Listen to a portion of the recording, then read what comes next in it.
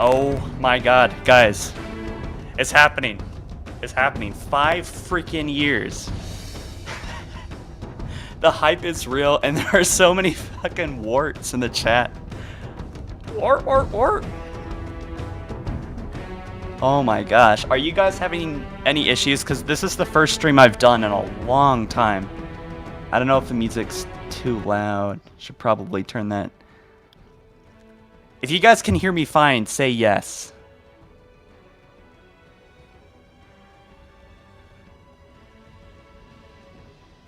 There's a little bit of a delay here, so I just... Yes, okay. I'm seeing a lot of yeses. Alright.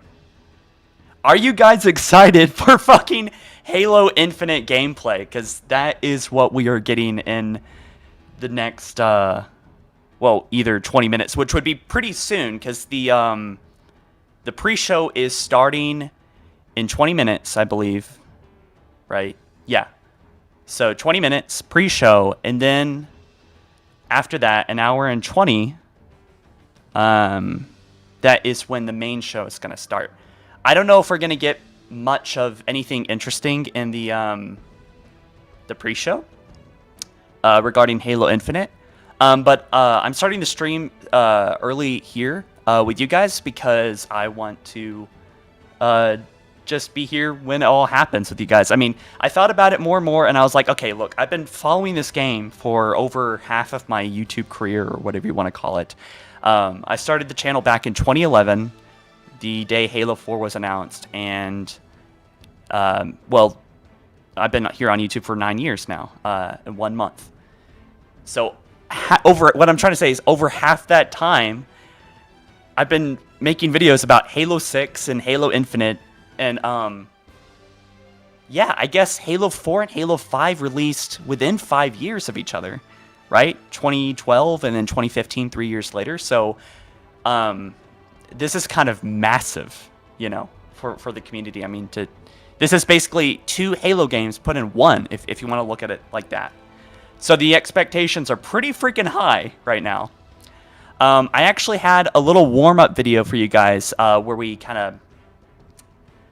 I don't know if it's really necessary to put here now. I think I was going to put it in this starting soon screen instead of...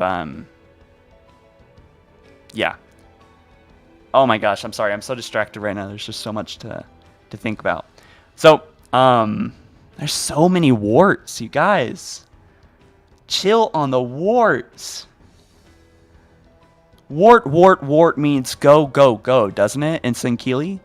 Or Covenant language, whatever it is.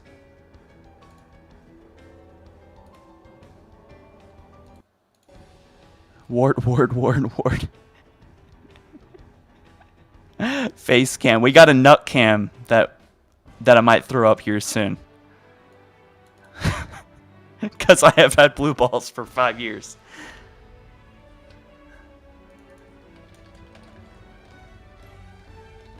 So many warts. All right. This is what we're gonna do, guys. We're gonna swap over to some video that I had made, kind of to warm up the stream. It was gonna go after this starting soon screen, but I'm gonna throw it up here. I wasn't planning on talking before it, but let's go ahead. And by the way, please forgive me for any technical issues that we might have here in this first section, because it's been a while. I don't foresee any technical issues for the Xbox Game Show, because it's just simply switching the screen and muting my mic. But yeah, off screen, I'm gonna do a reaction, which I'll probably post here on the YouTube channel later. But you guys won't see that right now. I want you guys to get a pure experience. Word. Waffles.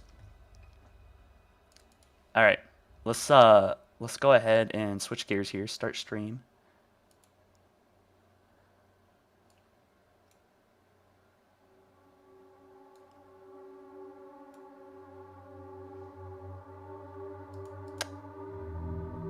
All right. So, this warm-up session was actually going to be me talking a little bit about Halo 5. Hopefully the music isn't overpowering.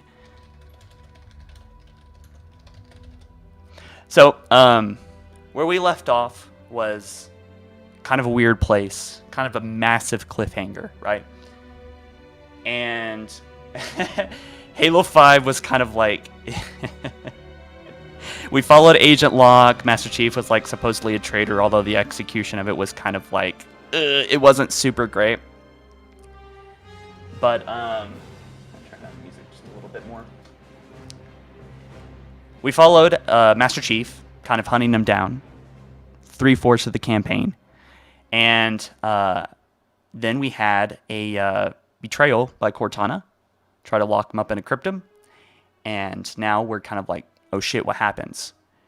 It's been about 3 years probably since everything has happened, because the E3 2019 trailer kind of pointed it to it being 2561, was it? September, I think, 19th, 2561. Halo 5 ended in October 2558.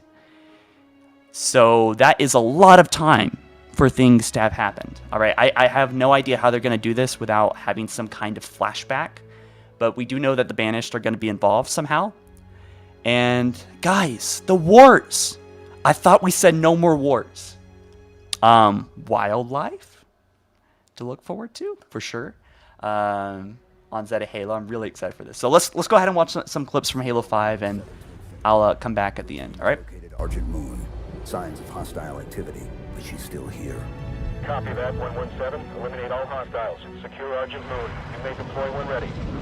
Affirmative, Infinity. 117 out.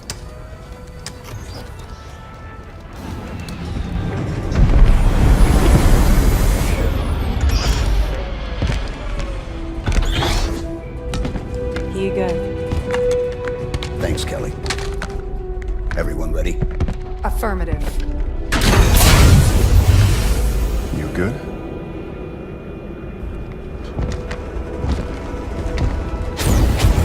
Blue team.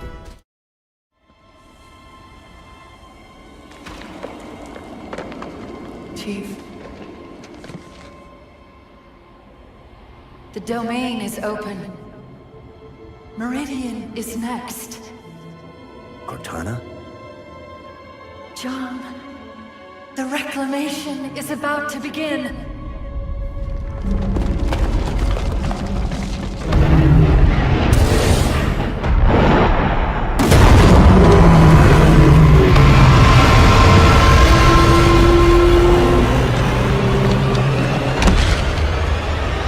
Chief, what's wrong?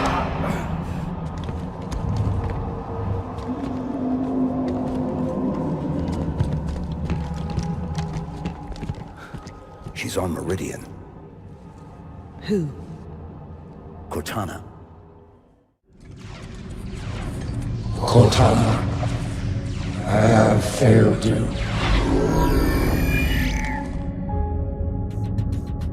He is the last person I need protection from.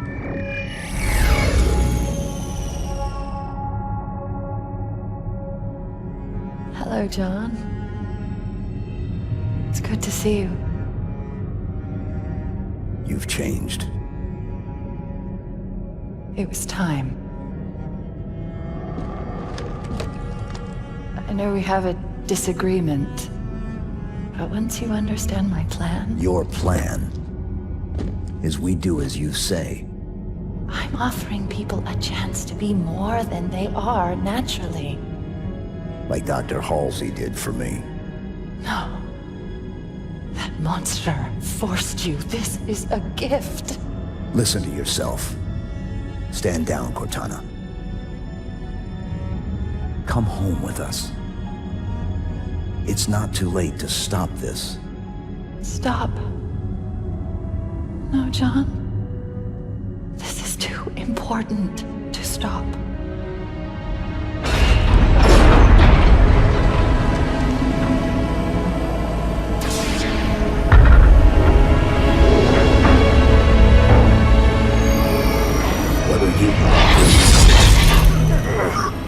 I just needed to know if I could still trust you. You'll be safe inside this cryptum until my work is done.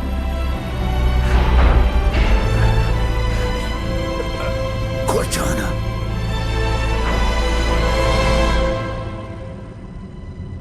Goodbye, John.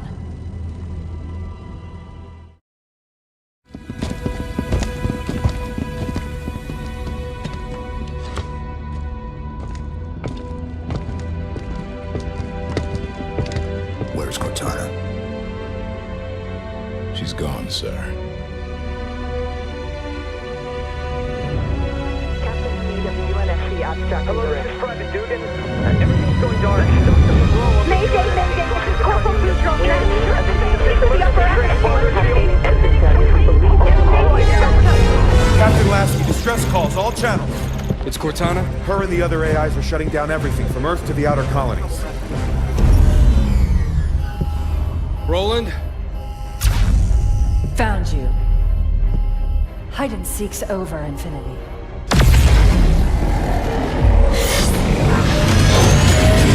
Lieutenant Jet! Emergency subspace now!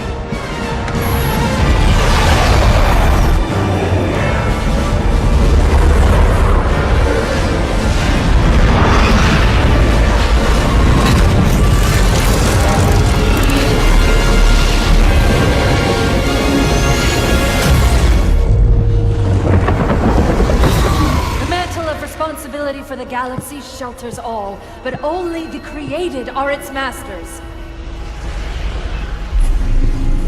We're in the clear, Captain. Can she track us? No reason to think she can't. Continue random jumps. Steer clear of major settlements. We're just gonna run? Only until we could find a way to fight. All right. That's where we are. That's where we are. That was 3 years ago, if I have the timeline right. About a little short of 3 years ago. If Halo Infinite starts in 2561, right? 2559, 2560, the Flood breaks free from the High Charity, and now are probably all over the Ark. And just knowing the Flood, they will probably have escaped. There was a little bit about the portal to Voy, and that I wonder if it's going to play in somehow. The promotional material.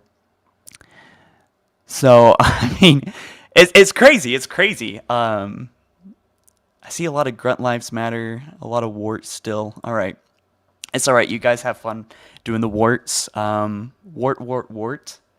I am so. This is great. It's. Who has had dreams? Who has had dreams about Halo Infinite? And I hate to say it, but I've had more dreams about the game sucking. and I guess fear might be a little bit more powerful than optimism here. Oh wow. Thank you guys for the donations. I appreciate it. I appreciate that. I think I had a dream that one of my more positive dreams was in Forge, and I was just amazed that there was a scale option where you could get into a massive warthog or a little small warthog. And I don't know why that just made me so excited. It's probably something that's pretty easy to do on a technical level, but I've always wanted a scale option. Also, I don't know if you guys have seen this, but I'm trying to get Jake up here. He might be able to make it later.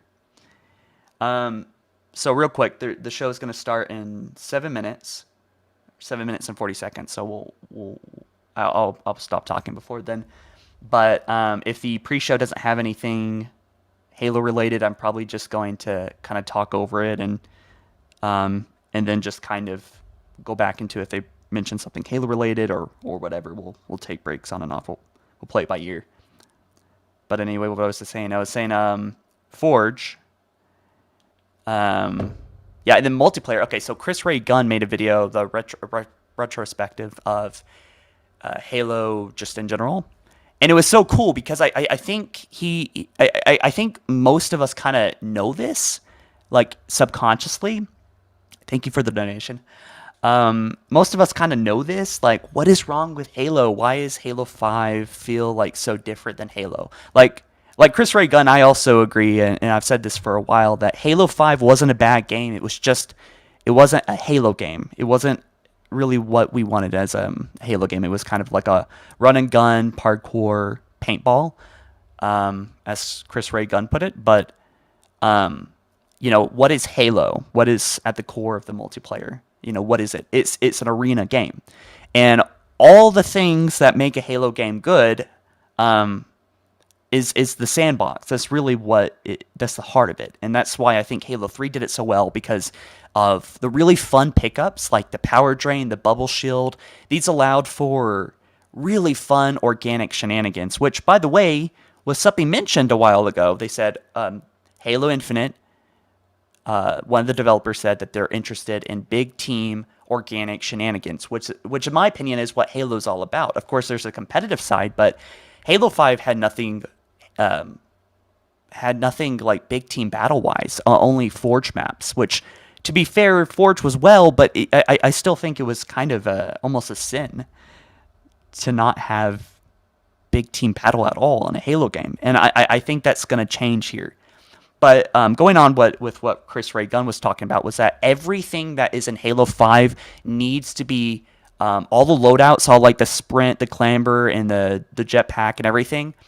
This needs to be put into the sandbox where sprint is a one-time pickup where you can you put it on yourself and you can sprint. And of course, it has its own drawbacks. Maybe it uses a weapon slot, like maybe even a grappling hook on the map. Maybe that can be used to jump onto vehicles and board them.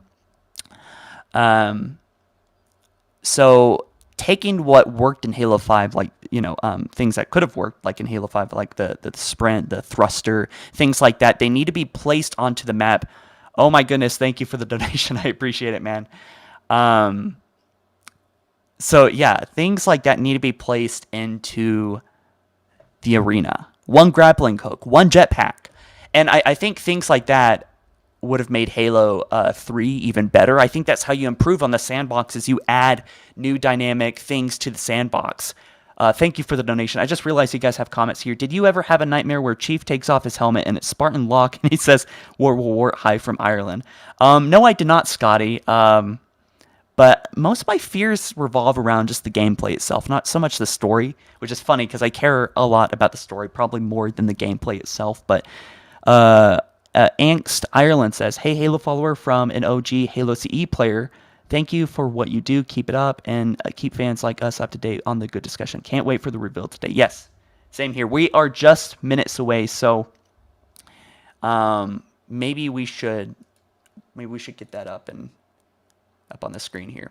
Now, I will say, fair warning, and I don't know how many of this is how many of you guys actually care about this, but fair warning here.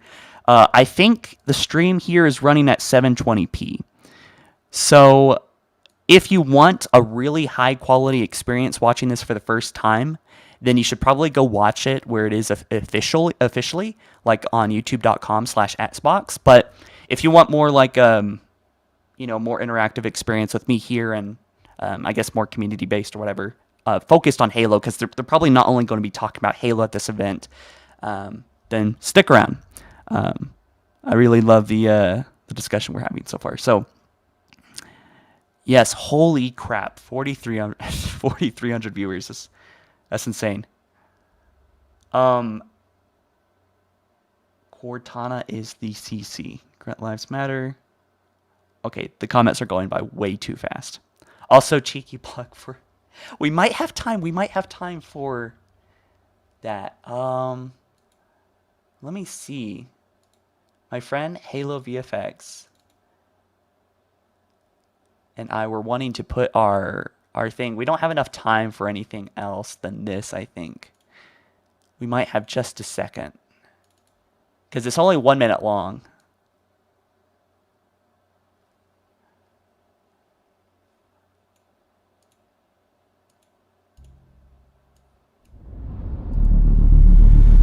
We got 2 minutes.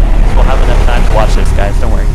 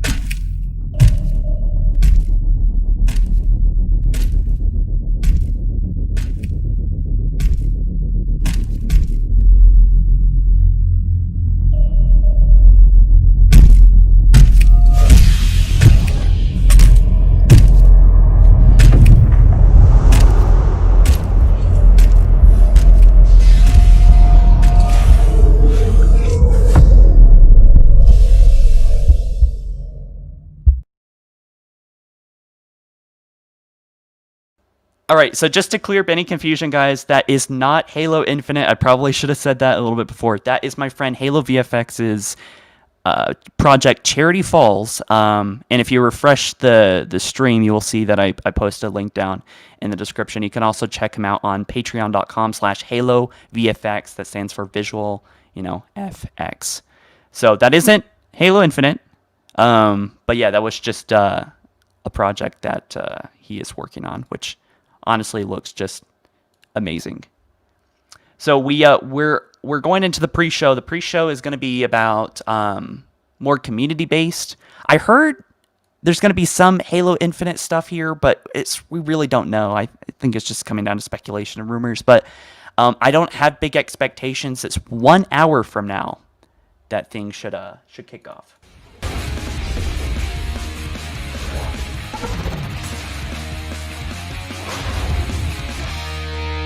Please let Halo Infinite be playable, right? That would be cool. I'm really excited. Hello, everybody. It's Jeff Keighley, and welcome to this special Xbox game showcase and our pre-show here, leading up to the big main showcase that happens in 1 hour at the top of the next hour.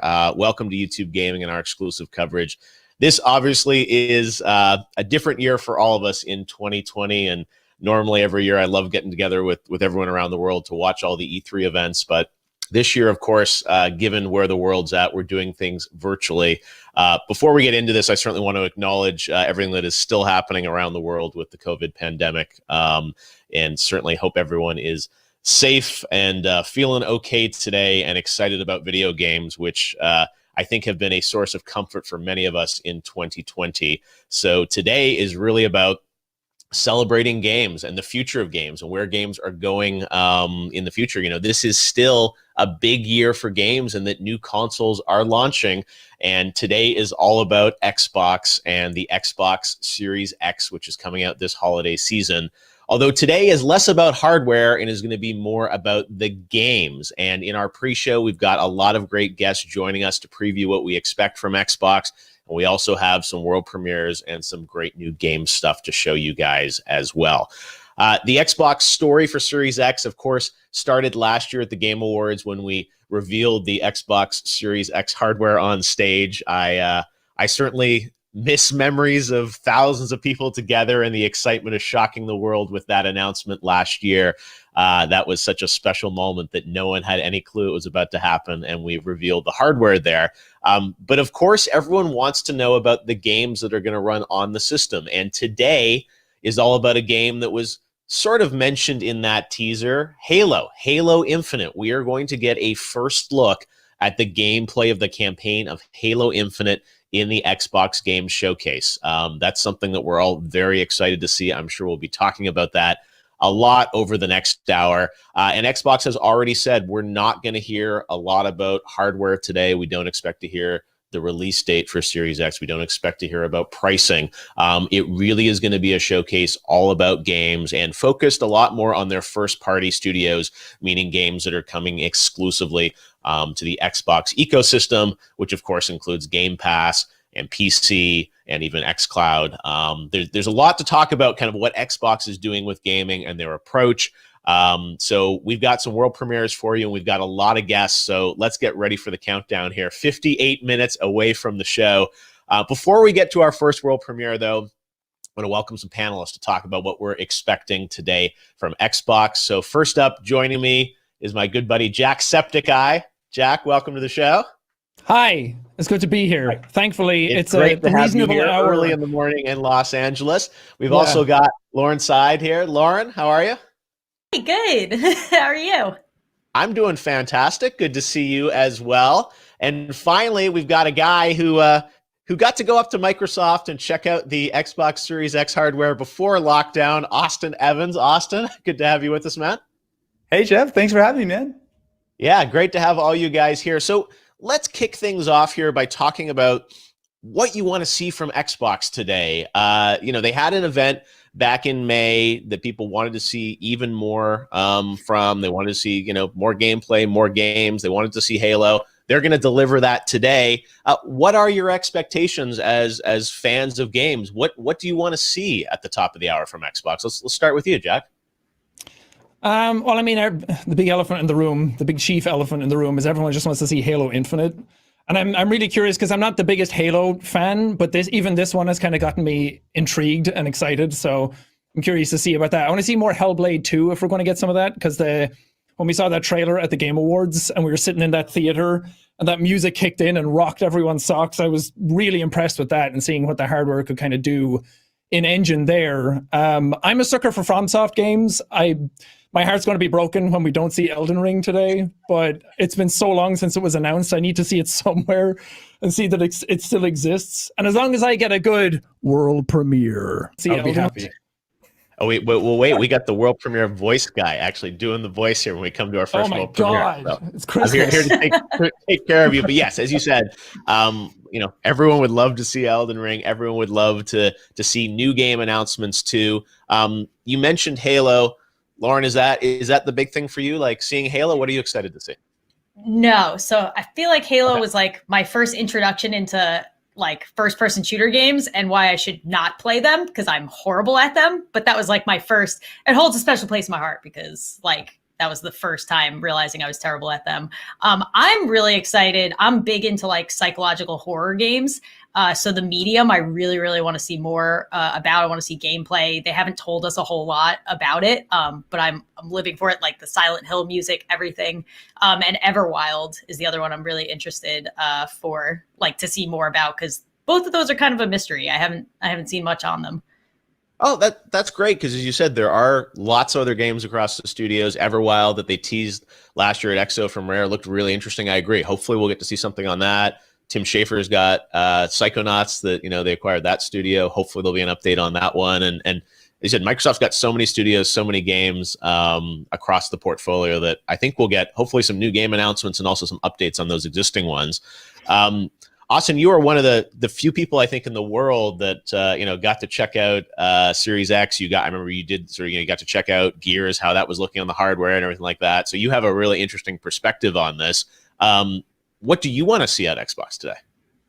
So, I mean, I love the nerdy details, right? I want to see the 120 FPS and the HDR and all the ray tracing. I'm really interested in seeing kind of like what this next generation is able to do as far as pushing the envelope forward, right? I mean, look, don't get me wrong. I'm going to be all over Halo. I really want to see what they're able to do, especially considering that that's going to be a game that will be on Xbox One and sort of assuming PC and Series X and kind of seeing how they're able to stretch that.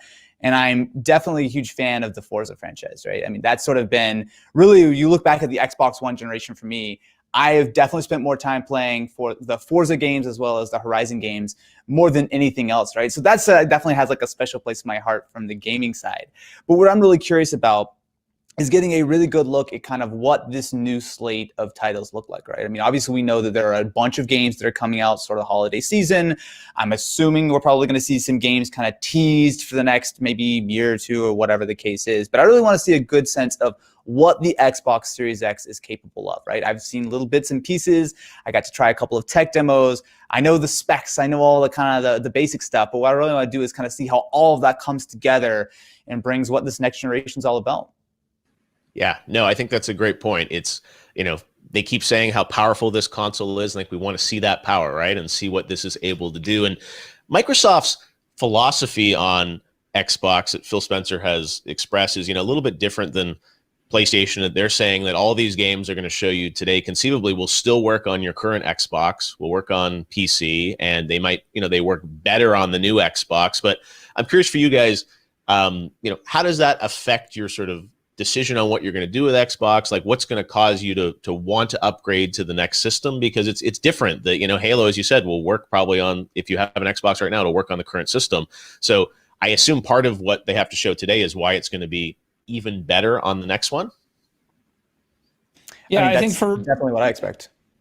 Yeah, I think for me, what I like most about the Xbox that kind of sits in my house is like we always get Sony with their exclusives, and I would love to see some really cool exclusives come out of Microsoft today. It's the thing that people keep talking about all the time. But I love the kind of home entertainment aspect of my Xbox. I love the kind of UI and the speed of the system and kind of sitting down. I use it for everything. I only use my PlayStation for gaming, but I really use my Xbox for almost everything. I watch Netflix on it. I watch movies and I play my 4K Blu-rays and everything on it because my PlayStation couldn't do that. So I'm really curious to see how they evolve kind of the OS of the system and make it snappier and faster, and how you're able to switch between games on the fly and being able to have all of those old games be playable on the new one. They keep talking about backwards compatibility a lot and how that's a big factor for them. And I'm curious to see how far that goes and how many games you can really play with that and how far they're pushing it and stuff. Like Game Pass has come out, and it's kind of a game changer, because there's so many times when I just go on and I don't want to buy a new game, but Game Pass is a good way of kind of trying it out and testing it and just downloading it there and playing straight away. And I really love that aspect. So I want to see how far they push that. And xCloud, I think, is what their trump card will be this time, at least for me personally, the way I consume the media on my Xbox. Yeah, no, I think as you said, the Game Pass is another big part of it. That, you know, a lot of these games now come out as part of Game Pass. I think Microsoft has said kind of all their first party titles are in Game Pass, and that I think lets people sample more games. Right? It's no longer like you have to spend $60 to play everything. Austin, I wanted to ask you about the specs and the frame rates and all that type of stuff. You know, you live in the world of tech and, you know, RDNA architectures and whatnot. Like, what do you think? What does that all mean to the gamers? Like, how do you think the games are going to be different, or what are the things we should look for here in ray tracing and things like that? Like, what do you think are going to be some of the big leaps that we're going to see in some of these games, hopefully today? So I think the interesting way of looking at sort of the previous generation, sort of Xbox One, PS4, going into this new generation, is that it's a much more well-rounded package, right? So you look at something like the Xbox Series X, spec-wise, it is equivalent to a very high-end gaming PC. That's not something we've seen in the console space for a long time, right? You look at the Xbox One, it had good graphics, right? It was able to provide some really impressive games. You look at something like Red Dead 2 running on an original Xbox One. It's really impressive that that was able to be sort of accomplished.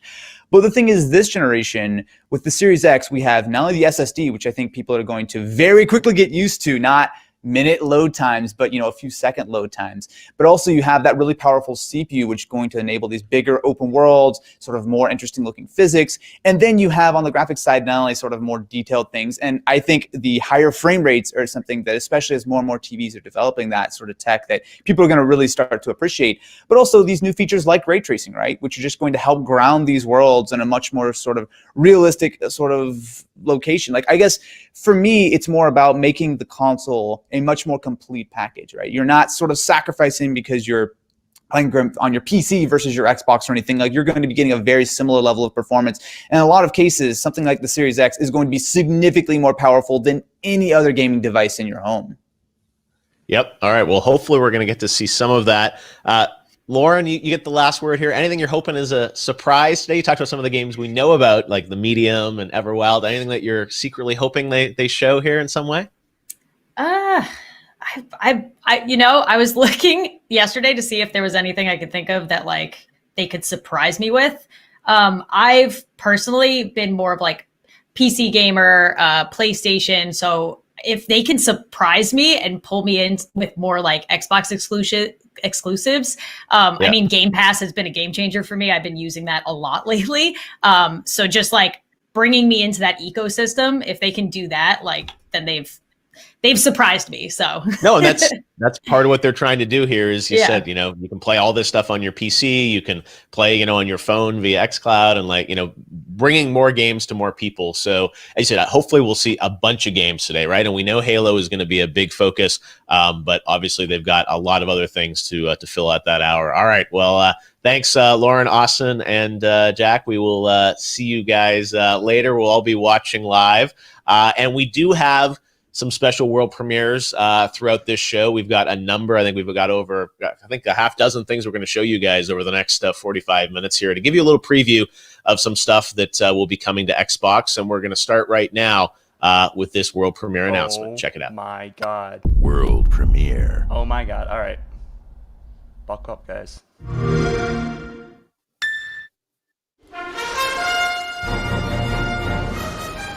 All right. It's not Halo. I'm gonna have a heart attack. Oh my God. Oh my God. Is the root of all evil and will bring naught but I need to change my pants, guys. hero will surely arise to take the sword in hand once more. All right. Oh my God. I'm gonna have an aneurysm. Okay. So, Halo's in 45 minutes. Like I said, I don't think they're showing anything Halo related here, which is kind of why I'm like, I was kind of, anticipating on just kind of being, talking a little bit more, because you guys are here for Halo stuff. So, and we see someone talking about Square Enix game. What is this? I don't care. It's not Halo. So, bro, I'm raging right now. The world premiere is out. Dude, it's gonna be 45 minutes. All right, that might be when it starts. But I'm streaming this because you never know if we get a teaser or something. But so one thing he said is gonna be a big focus, and I think that is kind of clear because that's what Xbox keeps marketing this event about. And I'm starting to wonder if they're doing premieres here in the pre-show. I wonder if Halo Infinite's actually going to take up a massive part of the main show, right? Like, I'm talking about, like, maybe not 5 or 10 minutes like E3 usually does, but maybe we're talking about like 20 to 30 minutes, which I don't know, maybe that's a stretch, but it's it's gonna be a big focus, So we have a comment here real quick by let's see, by JRob88. He says, "You put so much time and effort into improving the Halo community. I'm so excited you decided to stream the event. Can't wait to see what news is ahead and watch your breakdown of all the news." So yeah, I was thinking of not streaming the event because I just wanted to be able to like jump right into the news and stuff right after the event. But I think the fact that we've been waiting for this for a long time is I think it's worthy of streaming, right? Quest coming for the first time to Xbox, and now we're gonna get right into another world premiere. This is a brand new game announcement, a smaller team and studio that has a new title to announce today on the pre-show. So take a look at this.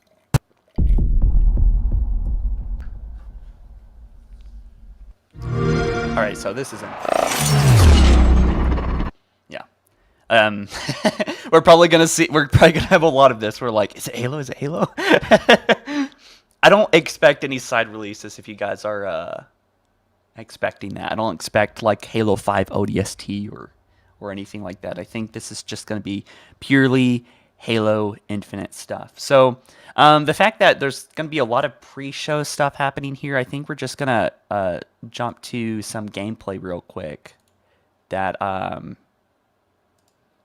already had there for a while. But why don't we put the stream on this side here, just so if you guys want to see what's kind of going on, just in case there's any Halo stuff. So if you guys have any questions for me about the channel or about Halo in general, I would like to start a discussion here if you guys want to. Let's see what this guy's saying again. Coming in late 2021, and that's a first look at that. We do have more new games and some cool stuff. We've got something very cool to wrap up the pre-show as our last premiere that I'm really excited to share with you guys. So stick around. And of course, at the top of the hour, we're going to get a look at a lot of the first-party games from Microsoft, including the world gameplay debut of Halo Infinite. Right now, though, we're going to turn to our second panel to preview what we're hoping, all our hopes and dreams for Xbox today. Joining me first off is Aaron Hansen from the Game Grumps. Aaron, you ready for Blinks? Oh, dude, you're way ahead of me, brother. I was all blinked up, and you just brought the heat, man. You've been waiting all summer for this moment. Will the time sweeper return? All right, good to have you with us, Aaron. We've got Danny O'Dwyer from No Clip. Hey, Danny, how you doing? Hey, how you doing, man? I'm just really happy for Aaron to get his Blinks. He's been waiting for was it a month since we talked on PlayStation? Forget all these new studios and all these new games that all their acquisitions are going to do. It's all about the Blinks. But bring back the time sweeper, right? That's clearly the closer of the show, right? You must know something. And finally, we've got Alana Pierce joining us. Hey, Alana. Hey, how you doing?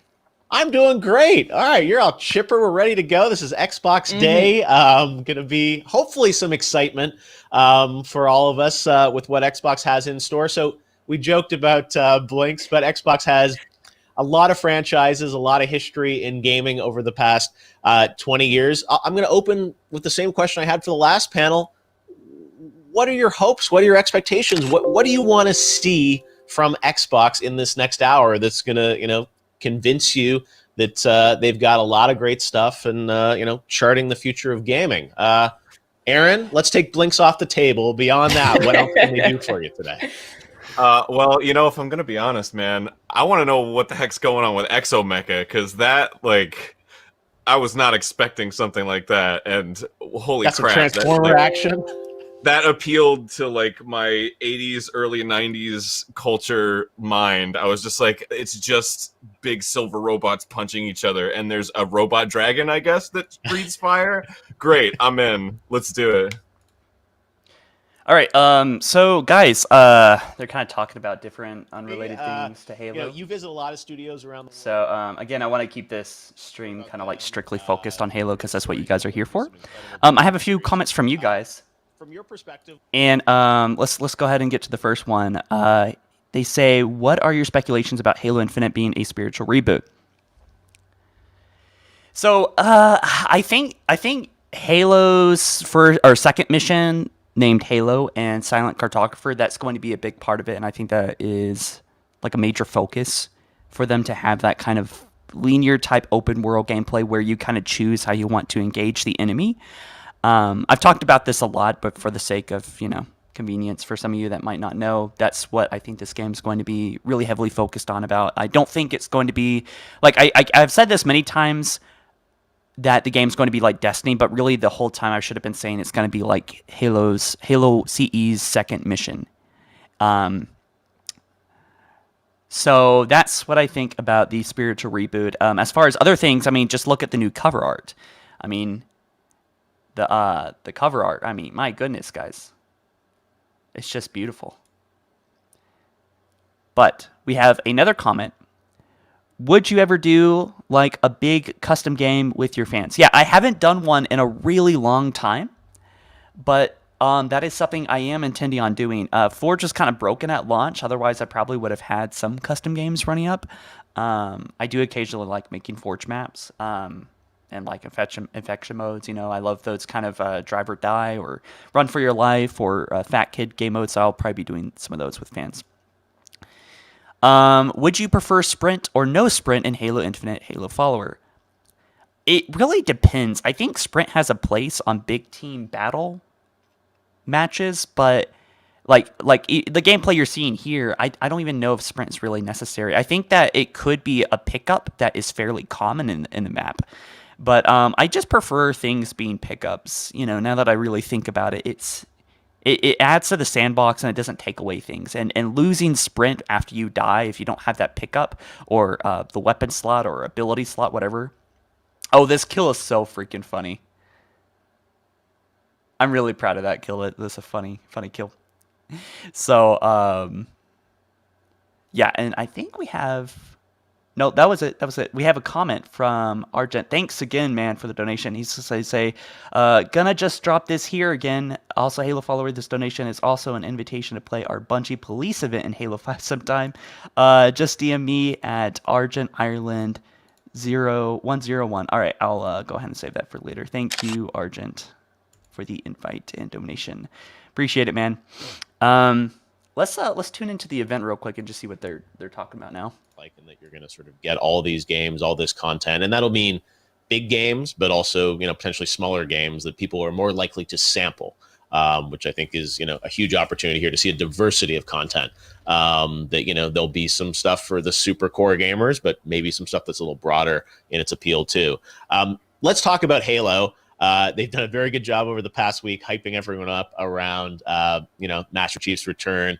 Seems like a bit of a spiritual reboot in a way of Halo. We saw the kind of key art, the box art yesterday, which was very reminiscent of the original Halo Combat Evolved.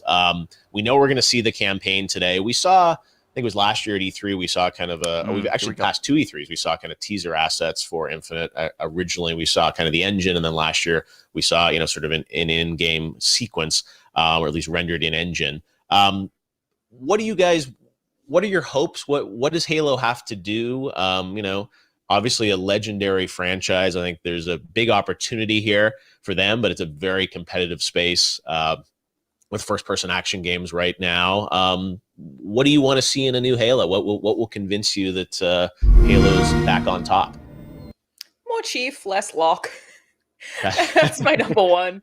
I think we'll get that. Yeah, I think so too. I feel like that's something that they've really focused on, and I know that they got a lot of criticism for the story. And I'm actually, from what I've heard, Halo Infinite's development got pushed a little bit because they reworked the narrative after people were so upset about the Locke focus of the last game. Halo's an interesting one in that I don't want it to shift too far from classic Halo, because that's sort of been with me my whole life. But I would also, same token, like a story like an ODST. I really liked the way that was told. I feel like that's really unlikely, but I want a groundbreaking story. I want something that kicks me in the feels like Reach did or like ODST did. But with the lore and the nerdiness of probably a Halo 2, just as long as Chief's with me the whole way, I'm going to be good, though.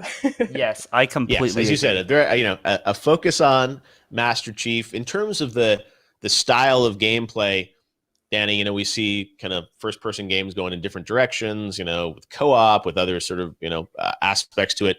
The sandbox style of Halo is something that I think people really like, the skirmishes and whatnot in the gameplay. Do you think, does that still hold up in 2020, or what do you when you see this demo or gameplay footage, what are you going to be looking for that's going to cue to you like Halo's back? Yeah, I think that's the big sort of question on this. When we first saw Infinite, it was around the time that big sort of shift into games as a service was happening, where games like The Division and, Destiny is obviously the sort of most obvious one. We're turning into these platforms that we're getting catered to and new content over and over and over again. And obviously the word Infinite sort of implied something along those lines. So I'm really interested to see, Halo, when it first came around, and then when it had its sort of like soft reboot in a way with Halo 3, it's sort of like re-emergence.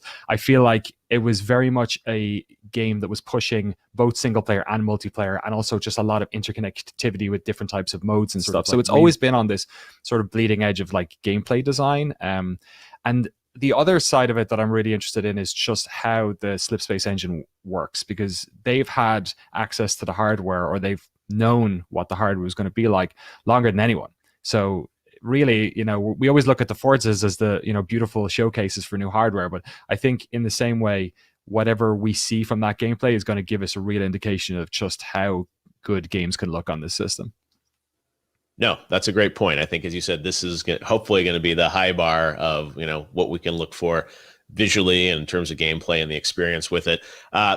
Aaron, are you much of a Halo guy besides the Blink skin or something like that? All right, some people argued with me about this, but obviously this whole event is about advertising Halo on the Xbox Series X. But let's go back to them. So I was never huge for the single player campaigns. I always played online, always played with friends. And the thing that I really hope is that there's sort of like a dedication to the old style of Halo, right? Like, I feel like every game nowadays is like heroes this, heroes that. And I love Overwatch, but if we're playing Halo, I want to go back to Deathmatch. I want to go back to Capture the Flag, King of the Hill. Like, I'm way into that kind of gameplay. Yes. So if they can like modernize that and make it still have Hiccups. that sort of, it feels new. It doesn't feel like, oh, they're just re-releasing Halo or like Unreal Tournament or something. That's what I'm looking forward to, is what can they do with multiplayer. That's what he's trying to I'll say. take a re-release of Unreal Tournament. Yeah, there we go. Also, I did like Halo 5 multiplayer. I was actually okay with that. I am just more scared about kind of what you said, Danny, that they're going to Destiny-ify the single-player campaign, which is a very profitable thing to do. So I get why studios want to do that, but I'm scared. Yeah, I know you said how they blend single and multiplayer, and it sounds like they're talking about campaigns. I don't know if we're even going to get much on the multiplayer. So you said how that's all going to blend together and how they're going to kind of explain what it is, right? And that's part of the thing with these streams sometimes we see lots of footage, but then we have all these questions afterwards about like, well, what is this? What are we actually seeing? Is that co-op? Is that single player? So we will have Aaron Greenberg from Xbox is going to join us afterwards to break down some of what we see, and hopefully we'll get some information in the show as well about what they're doing with Halo. All right, guys. Well, thanks for joining us. We will all watch everything together here at the top of the hour. We are about 30 minutes away from the live Xbox game showcase. We don't know where it's going to start or where it's going to end, but the one thing we do know is that Halo Infinite is going to be there, and we've got the countdown clock up there as well, so you guys can wait with us. Yes. But we've got much more to talk about, and we've got some more world premieres to show you guys. Right now, we've got an update on a game that is coming out later this year. You just saw it at Ubisoft Forward. Here's a new look at Watch Dogs Legion. All right. So not Halo. I don't care. This is I'm getting pretty hyped, guys. 5 years, and we are about freaking 30 minutes away. We are about 30 minutes away, and I'm just gonna go back to the gameplay here real quick. Hopefully, this hadn't already played here, but Halo Infinite. What's gonna happen? I kept annoying my friend about this, but we have a comment here from a donation. I'll get to that in a second. I kept annoying my friend about this, but I have a theory, and this is something I really wanted to like. This is like half the reason why I made this stream, is just to ramble on about my theory. All right, if you guys have seen Avengers, all right, you'll know what I'm talking about here. But Thanos could kind of be like Atriox, you know, and don't even get me started on like Atriox versus Master Chief.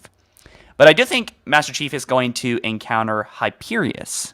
I kept calling him Hyperus, but Hyperius. But anyway, to have like just like a list of generals and, you know, heavy hitting enemies like yeah, I guess just like generals would be really cool for Master Chief to deal with Atriox kind of being like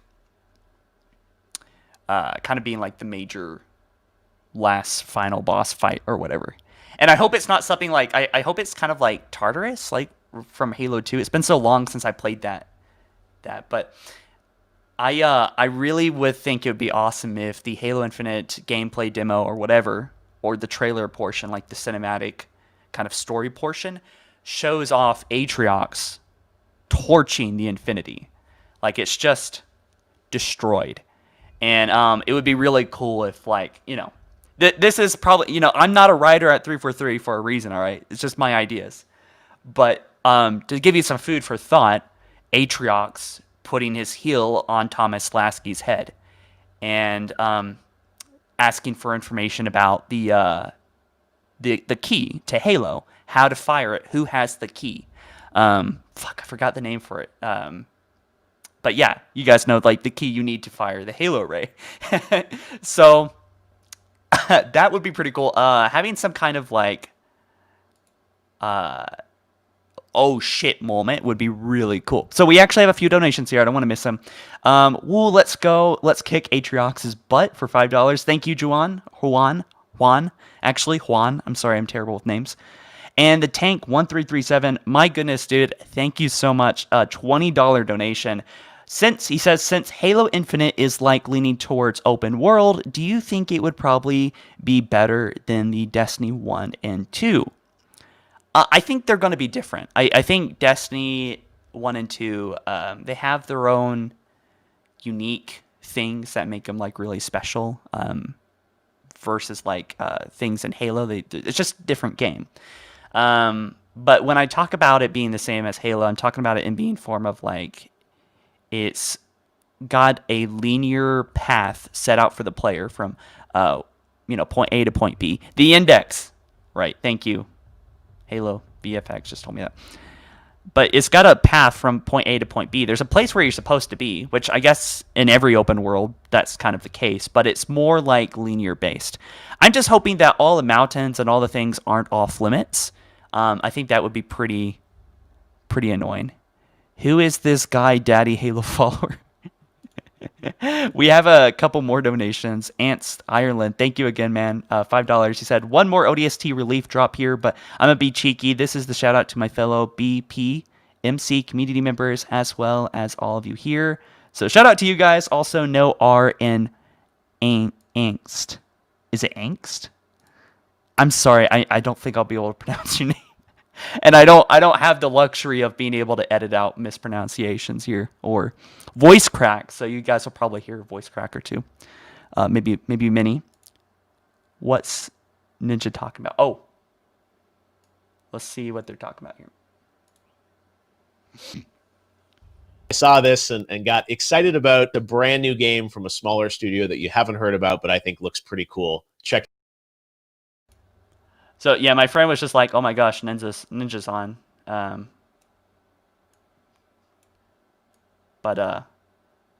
Yeah, I'll be sure to like recap any details here too. Oh, I felt really proud of that grenade drop there. Anyway, again, anything that's announced here isn't going to be super big, and I'll be able to recap it if we do miss anything or gloss over anything too quickly. But let's see, how much time do we have? We have 24 minutes, guys. 24 freaking minutes. Let me go ahead and throw up some different gameplay because I think you guys have already seen this. I think it's just repeating now.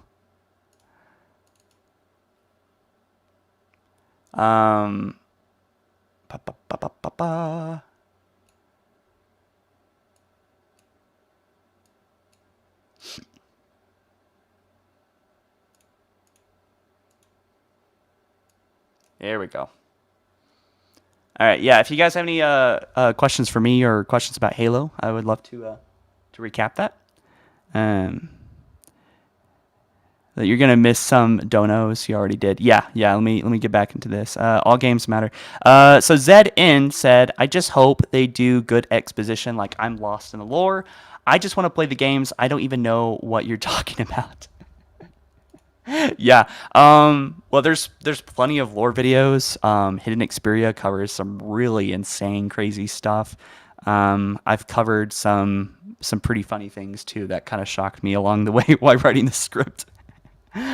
But yeah, setting things up in a way that's like comprehensible. Like Halo 5, there was like all these different things that you needed to know, like all these different mediums you needed to like the books and Halo Nightfall and just like all this context outside of the game, which I think is dumb. But that's another thing. Someone asked that earlier.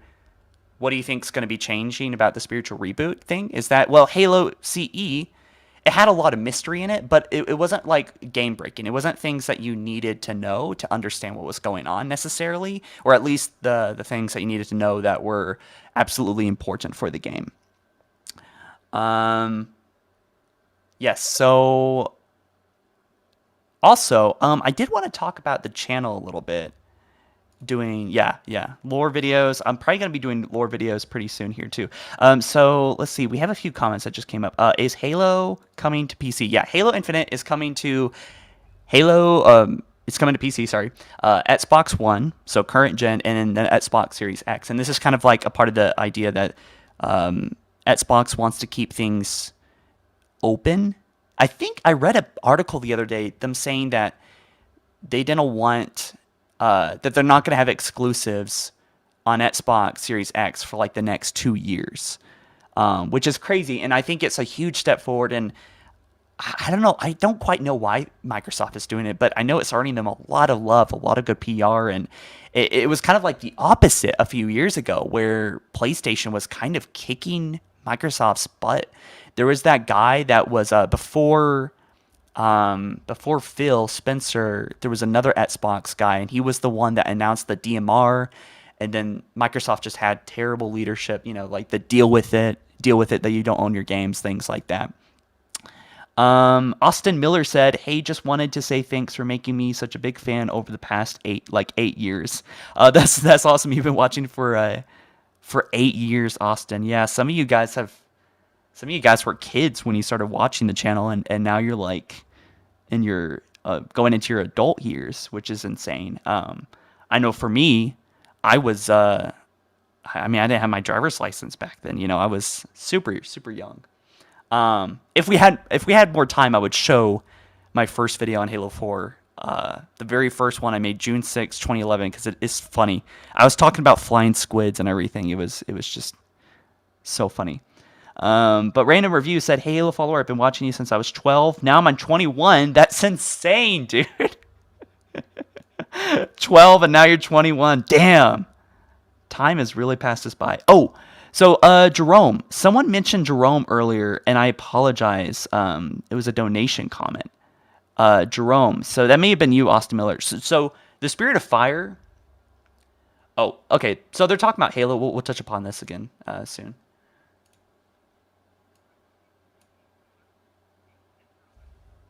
El juego. Y entonces eso me ha causado una gran felicidad todo el tiempo con Halo. Es un juego que hizo mi infancia, mi adolescencia y estoy seguro que lo voy a jugar hasta que me muera. Y lo que se viene con este nuevo título, nueva entrega, estoy seguro que va a ser lo mejor. Hey, Summer Game Fest audience, Lamar Wilson here, and here are the 5 games that I'm looking forward to them announcing today. So the first one is Halo Infinite. Now, I came into Halo late with Halo 5. I know. But I loved it so much and I can't wait to see what's next. Then there's a new game from Rare called Everwild. It just looks amazing and breathtaking. I have no idea what the game's about, but I want to see it. Number 3, I definitely want to see a Gear 6. This is going to be a game really about revenge and taking the Horde out at the center, at the literal core, hopefully for the final time. Now, number 4, since we're talking about Gears, why not a Lego's Gear Saga? You know, they did the Funko Pop thing on mobile, but what about Lego? Like, I would actually like to play that, so they need to announce that today. Now, finally, Cuphead 2. I know. Now, Cuphead 1 tore me a new one. It's one of the most unforgiving games ever, but for some reason, I just want more. Why do I want more? Man, am I crazy? Yes, I am. Lamar, fully decked out in his Xbox gear, ready for the show. And it was so cool to have gamers from around the world joining us from India and Mexico and obviously here in the United States, because one of the things I think we found this year more than ever is that games bring us together, and people are watching all around the world. So I want to say hello to everyone watching this special event where hopefully we're all just going to be excited about games as we watch through it. And the stream is coming up in about 18 minutes. You can watch it live right here on this feed. We're going to go right into it. And then immediately afterwards, we've got our exclusive post show with guests, some of the developers featured in the showcase, and Aaron Greenberg from Xbox will be joining us to answer questions. And we'll also have some creators join us as well to grade, see how Xbox did based on our expectations. And we'll also do a poll on Twitter. So make sure to vote on that. But right now, it is time to get to another world premiere. This is a sequel to a game that if you watch YouTube Let's Plays and YouTube gaming videos, you've probably seen. Check this out. All right. So this can't be Halo. I'm just cautious. I mean, I don't want to miss anything. But again, we got 17 minutes until the world premiere. Now,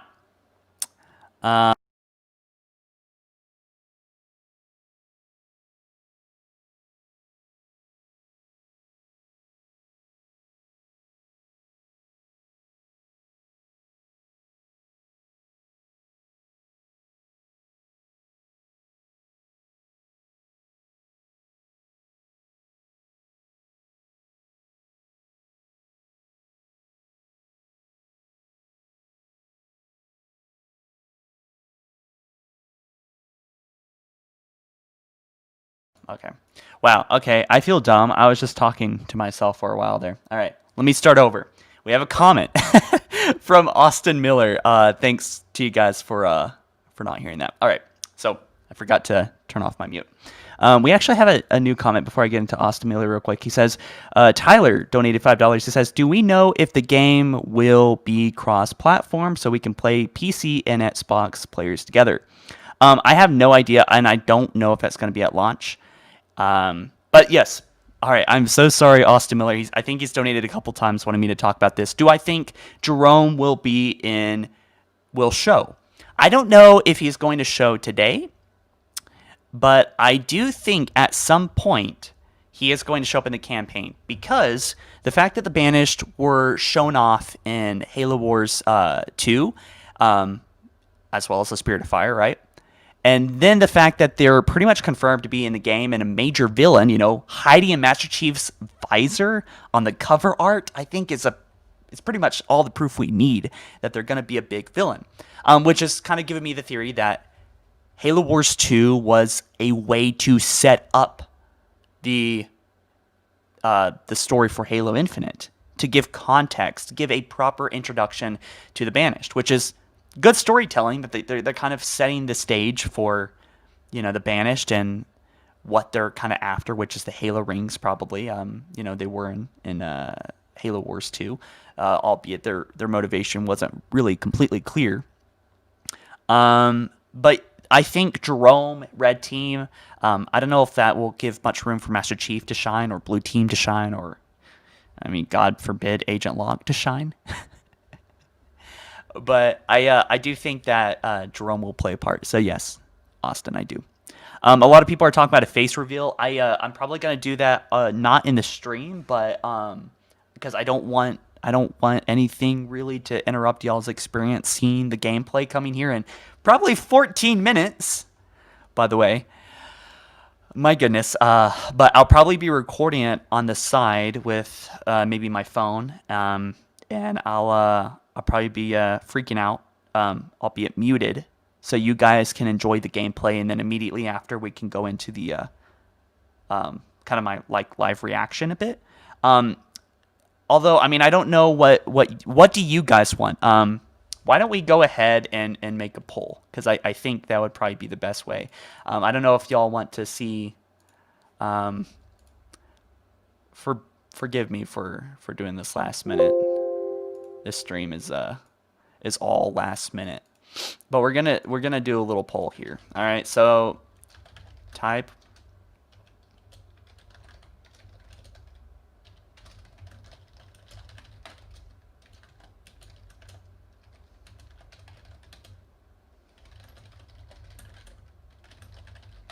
So we're going to do it like this, all right, guys? You're going to type 1 in the live stream chat. Do you want me to do a live reaction here on the stream? All right? Keep in mind that, at least my voice is going to be here in the chat. We have a donation comment. I'll get to that one in just a moment. Type 2 if you do not want me to interfere with your personal, heavenly moment of seeing Halo Infinite in the campaign demo. Obviously, like I said in the beginning of this stream, if you guys want the most solid kind of pure experience, you should probably watch this on the official sources, but this is more like me interacting with you guys and kind of having a more community kind of collaborative experience, I guess. Can't find the words for it.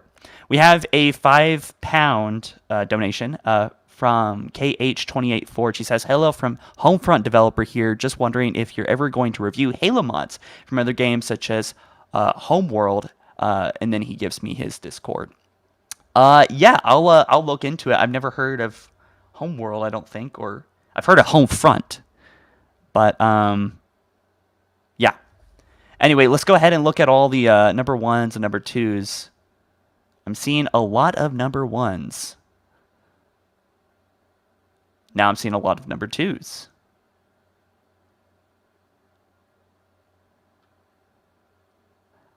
Maybe I should set up an actual poll. But it looks like you guys are almost 50-50, honestly. Remus, I think that's how you say it. Says he gave a $10 donation. Thank you very much, man. I appreciate it. He says, "I'm not a huge fan of this multiplayer mode, but do you think Halo Infinite will have a battle royale since it's gotten so popular? By the way, love the channel."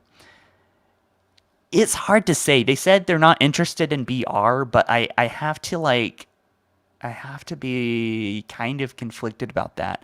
They said that you can make battle royale yourself, probably with the Forge mode, although it wasn't explicitly said. But battle royale, I don't think it's going to do any harm if it's just in there as a side mode, And if it was like a community mode, even better, because the developers didn't even spend any time working on it for people that don't like battle royale. But if we're staying factual here, hey, battle royale is really popular, or at least it was. I'm not quite sure nowadays. I thought it was fun for a while there, but it's kind of confusing how so many people found something so intriguing, even though like every game you started over and over. But I guess it's kind of like a thrill thing. You know, each match is kind of a thrill and kind of a survival multiplayer mode. So it's interesting. Hard to say for sure. 1112 1222. Oh, Bryce just dropped a big donation. Thank you, man. I appreciate all the donations, guys. By the way, I really do appreciate it. I have to know what changed your name from Chris to Ron and what happened to all the other creators on the channel. So this is something I'm not going to get into really here on the channel, but as far as the first question from Chris to Ron, you'll have to see later in October when Project Eden is released, which is a 90-minute Halo animation film, which will I'll just say it'll all make sense soon. All right, so it's fun. It's essentially a Halo comedy about two friends that basically travel the world to find Master Chief and to save Halo. It'll make sense then. All right. We got a lot of number 2s. So I think the best thing we can do here is, yeah, Rocket Sloth. I appreciate Rocket Sloth's video on it. I did see that. Some of you guys were asking about that. So, by the way, guys, oh my God, time is just slipping by. 9 minutes. 9 freaking minutes. So, I'm so freaking thrilled for this. This is exciting. So, I'm trying to think of what should we cover next, because I thought there was a lot of things I wanted to cover. I mean, besides like I guess last minute theories, right? We should probably do last minute theories about what we're gonna see, because I have a feeling that Halo Infinite might actually come first. So that little timer you see on the top right is probably going to be, it's probably a countdown timer to Halo Infinite gameplay. And since this event is all about games, there isn't going to be any there's probably not going to be much foreplay, honestly. All right, it's going to jump right into the action. There's probably going to be straight up just like a jumping right into the gameplay. It's going to be that little rated M, hopefully, intro. And then it's going to jump right into Master Chief and the Banished, and maybe a little bit about Cortana. I've been thinking about doing this for a while, going back and kind of looking at videos that I've made a long time ago and see if my predictions were right. I know I made a lot of wrong predictions for Halo 5. A lot about Mendicant Bias. It would be great if we saw Mendicant Bias. But I'm going to talk about actually what I do expect to see one more time here in the stream for the convenience of you guys. So, Diabetes Bevo says bread and cheese. All right, thanks for the £5, man. Really do appreciate it. Speaking of which, I am going to be doing Halo Infinite giveaways. I think it's kind of unethical to say that you're doing a giveaway before you know how much the game cost, because I don't think it would ever happen. But let's just say Halo Infinite cost, $300. It won't. I'm just saying, what if it did? I don't want to say I'm giving away 10 copies of Halo Infinite and then not be able to give it away because I don't have enough money. But yeah, I expect giveaways. Nothing official yet, but I'm going to be doing Halo Infinite giveaways and probably a couple Xbox Series X giveaways as well. But just hang on to that for now. And people are always shocked when they're like, holy crap, I actually got it. It's always kind of like that. Let me see real quick. Someone talk about my audio. Let me ask my friend. Audio okay? Okay. So we have a few comments here. MacCone1 says, do you think there will be a Forge?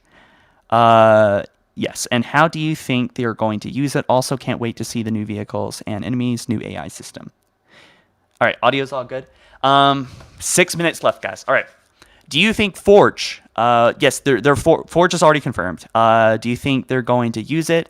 Yes, I think there's probably going to be some default modes, and I think it's going to be kind of default maps. I'm sorry, and yeah. All right. So, can you guys? We have a lot of 2s coming in. All right, a lot of 1s too. But I think overall, I'm seeing a bit more 2s than 1s. So I'm just gonna let you guys have a fresh, clean experience. and with Halo Infinite. I think we all deserve that, right? And yeah, so that's what we're gonna do. I'm gonna do a live reaction or reaction to everything off the stream. So you won't hear me, you won't see me, but I'll post that probably later today. So we have a comment from the homie Justin, just saying 2. Okay, he gave $5 for me to shut the fuck up. So I'll take that into account. Riley Mitchell for $5. I don't know what that is, but Australian $5? I don't know. But he says, love the content, dude. Been watching since 2014. Oh, thank you very much, man. I appreciate it. I appreciate all the positivity. So we made up our mind. We're not doing a live reaction. Just because there seems to be a lot more people interested.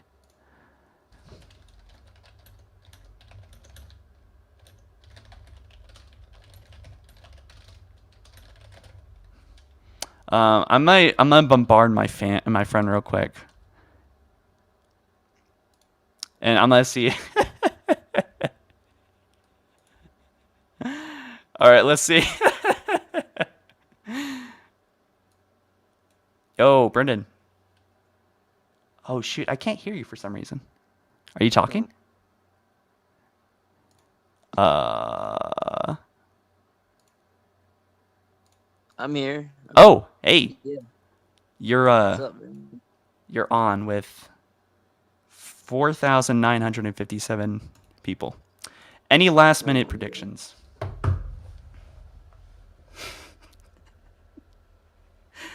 Brendan? I'm here, man. Oh god. Was that it's beat because your the prediction? video is also playing. That's why there's this friggin' feedback. Come on, quick. We got 3 minutes, dude. You gotta go. Let's go. Come on. Give me something. I'm here. Can you hear me? Yes. It's exciting, man. This is exciting stuff. Okay, what is your biggest fear and what is your biggest hope? My biggest fear is that we get another Halo 5. Mm-hmm. And my biggest hope is that we get something like really fresh and new, but like has love and respect to Halo. Like yeah, I'm from the concept art, from the poster they dropped yesterday. This has given me a lot of hope. I am really excited. So yeah, totally. We have a few comments here. Anks said 2 things: save reaction for after and theory. We are getting a part Cortana left behind back in Halo 1 to Halo 3. Also, it's Agent. Just know E. Agent. See you on Halo 5. Thank you for the comment, man. Thank you for the donation. I appreciate it. Isaac M says, well, 3 for 3 said that Halo 6 would be more focused on Master Chief. So I don't think that there will be any other playable characters. What do you think? Yeah, I think they're sticking to their guns and making this all about Master Chief. I think that is reasonable, right? Agent Locke, I'm done with Agent Locke, right?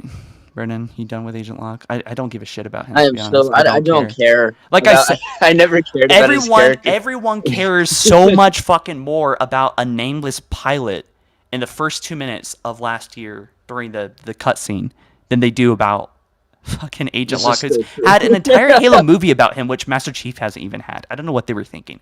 Anyway, we have another donor here. Directal Arrow says, I've been a fan for years now, and I always wanted to do a donation, but do you think there's going to be a moment in Halo Infinite with Red Team and Chief? That would be sick, like I said earlier, with Halo Wars 2 kind of acting like a prelude and kind of setting the stage for Halo Infinite and the Banished. I think it's also fair to say that the Spirit of Fire and the crew, Anders, and... well, Ford just dead, right? The other guy, Captain Cutter, will be parts will have some part to play in the game. There's this really cool image. Oh gosh, I think we're starting to stream, but here, Brennan, I'm gonna let you go. Thank you, guys. Thank you, everyone, guys. Thank you for the appearance. All right, I'll see you later, Brennan. Peace. All right. So I'm sorry. I'm all jumbled now. I didn't know it was already starting. Let's go ahead and get into the show. Yeah, here. absolutely. Like start with the big guns. They know that's what everyone's here for, and then everything else is kind of icing on the cake. So real quick, there's this really cool image that shows the Infinity, with well, maybe not the Infinity, but a large group of UNSC fleets with a banished swarm of ships around them in the Epsilon Erendi system in Halo Wars 2 art a while ago. So yeah, maybe that might play into it. But here, the main show is getting started here in just a minute or two. So let's check it out. Told us anything else about what games are going to be in there. So you said, tell me why. Great example. Everwild, Psychonauts. Those are games that we know they're making that hopefully we'll have updates on. And then I know for a fact there will be some new games announced in this showcase. And it's exciting to watch it live here on YouTube. Well, Matt, JD, Allegra, thanks for joining us. You guys are going to be with us afterwards. We're going to react to the press conference, see how Microsoft did, and then we're going to have some guests, some of the developers and some of the games featured in the show. We're going to have interviews with them, and Xbox's Aaron Greenberg will be joining us live to break down some of the news. So enjoy it, watch it live here, the Xbox Games Showcase, an hour of games right here on YouTube. Oh, shit. All right. Oh, my God. Okay, here it is. Might be it. Maybe not, actually.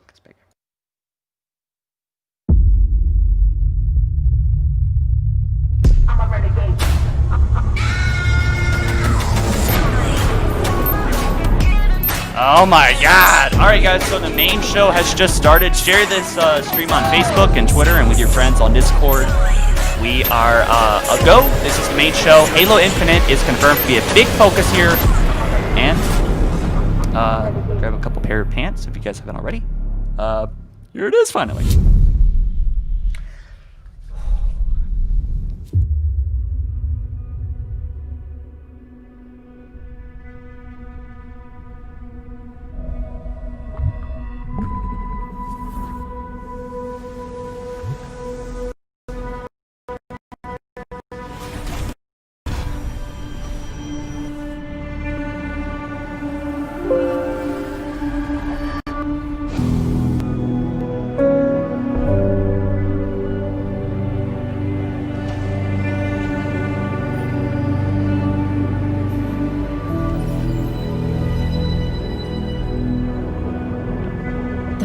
Exosuit is now complete.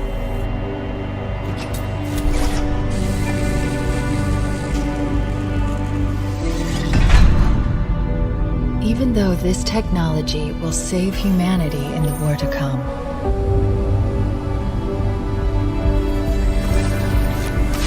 I must remind myself, liquid crystal cannot rise on its own. Titanium alloy cannot prevail in the face of extinction. Armor cannot hope.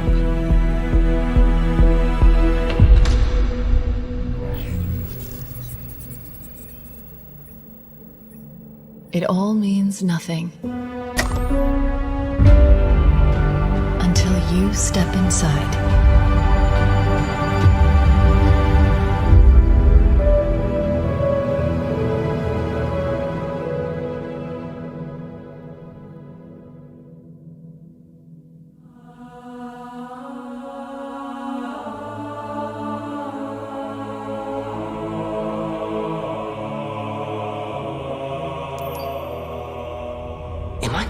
Already? I must be. I mean, this is a punishment, right? Yep, this is death. No! No! No, no, no, no! This isn't happening. I'm going to have to make an emergency landing. Hold on, ship.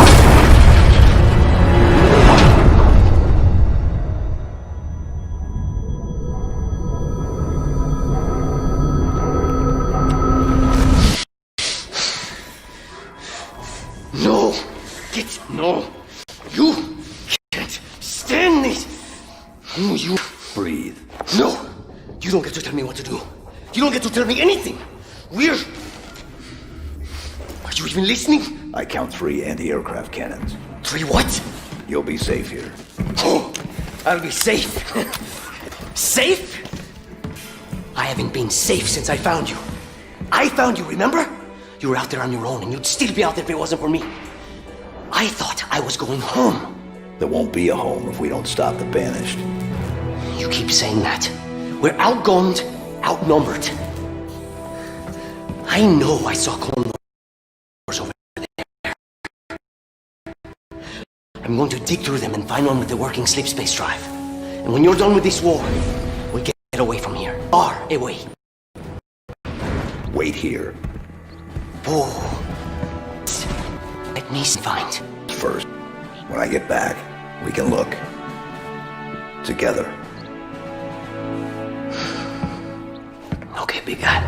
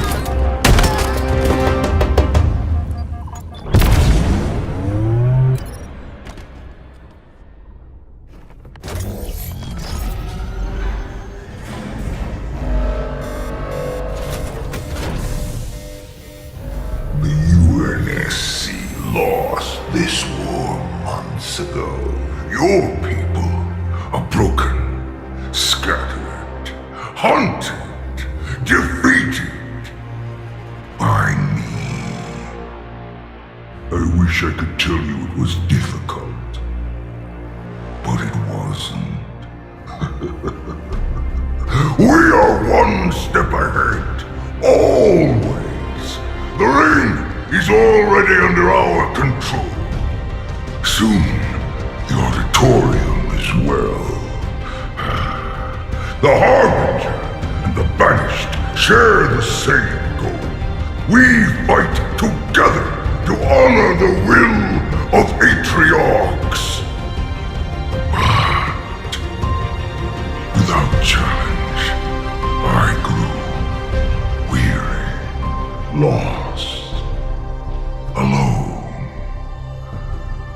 But here you now stand. This is my last fight. A true test of legends. Our story will outlive us both.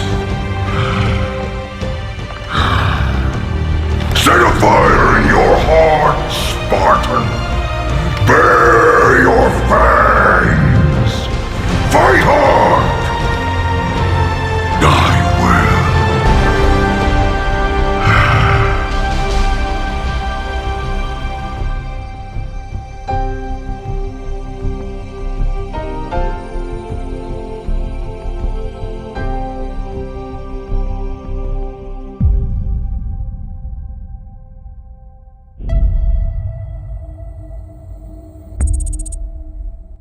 We hope you enjoyed your first look at Halo Infinite's campaign. I'm incredibly proud of the team at 343, and we're thrilled to share a hint of the epic battles that await you on the next chapter of Master Chief's journey.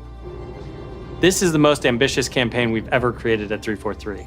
For the first time, players will have the freedom to explore a mysterious new Halo ring that's several times larger than our last two Halo games combined. Halo Infinite has been built from the ground up to take full advantage of Xbox Series X. Bigger battles, epic vistas, more complex visual effects, displayed with 10 times the processing power per pixel of Halo 5. This will be running at a flawless 60 frames per second and will allow us to bring the Halo ring to life in ways that have never been possible before. We look forward to sharing even more about Halo Infinite in the coming months, including the first look at multiplayer. And now, please enjoy a glimpse of what others in the Xbox Game Studios family have been working on. World premiere.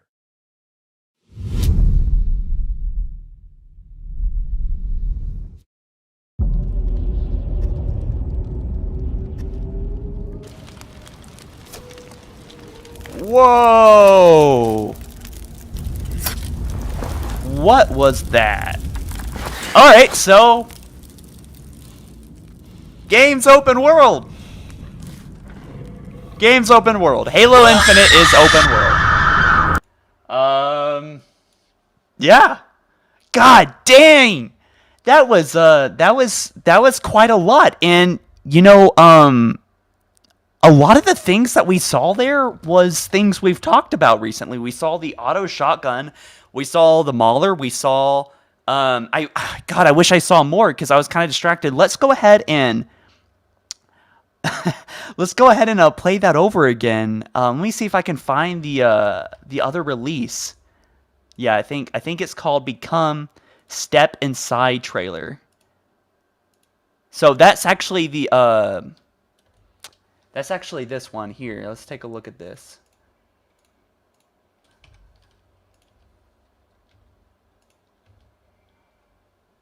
So yeah, so we have this first part here.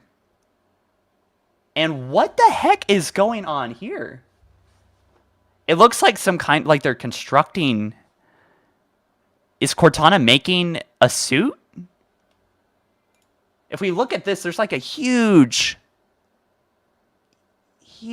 crater over here. So there's some mixed responses in the gameplay here. We're gonna get to the gameplay in a moment, but I just want to talk about this. There's this.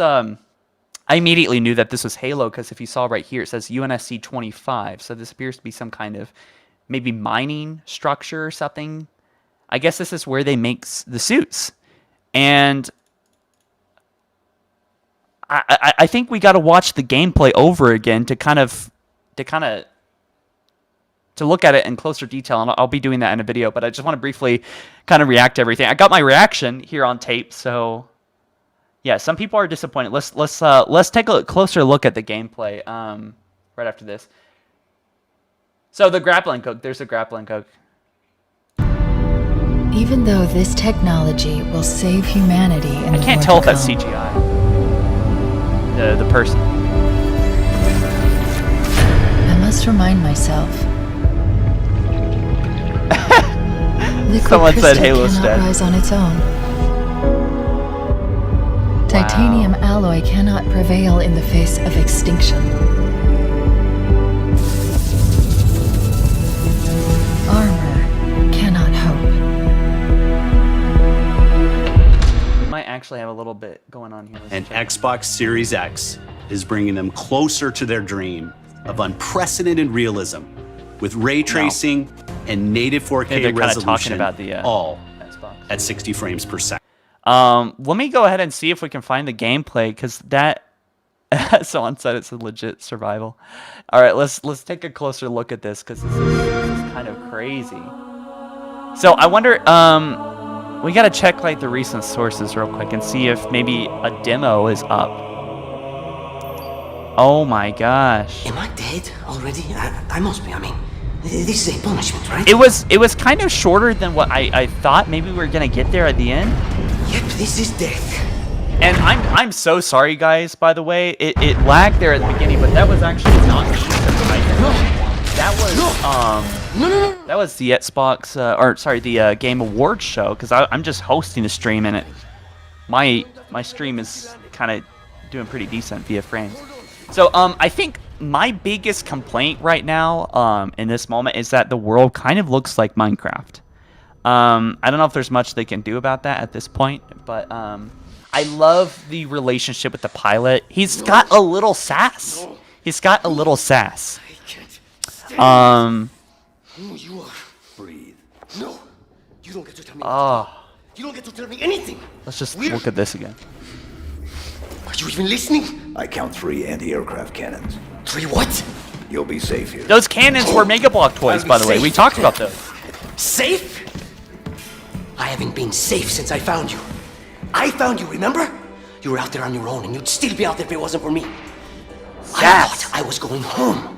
There won't be a home if we don't stop the Banished. Oh, I love that moment so much. We're outgunned, outnumbered. I know I saw condors over there. I'm going to dig through them and find one with the working sleep space drive.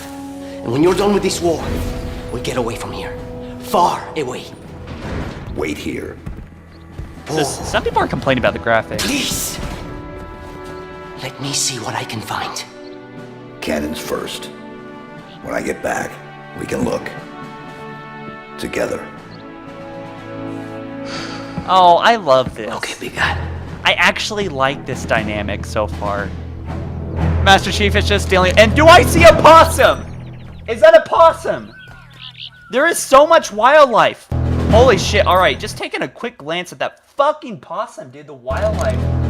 Oh, I love it. I love it. The world feels alive already. So destroy the East AA cannon. Destroy the North AA cannon. Destroy the, okay. Trees look beautiful. Some people are complaining about the graphics, but I think that's because it has to run on the Xbox One, right? I hope that they amp it up for the Xbox Series X release. But by the way, guys, be sure to drop this video a like. That'll help the YouTube algorithm get stuff to other Halo fans. Let's take a closer look at these grunts. They look very classic. Honestly, this is almost making me think of it being kind of like a remastered Halo 1 Anniversary version 2. But up here we see like a cannon. Alright, so there's so many things to pay attention to. There's some like alien possums or some kind of critter running around. Just taking a look at the HUD real quick. We have one grappling hook, Master Chief does. Assault rifle sounds great, looks beautiful. And by the way, let's just talk about like the fact that this is open world. You know, but there's more on that later.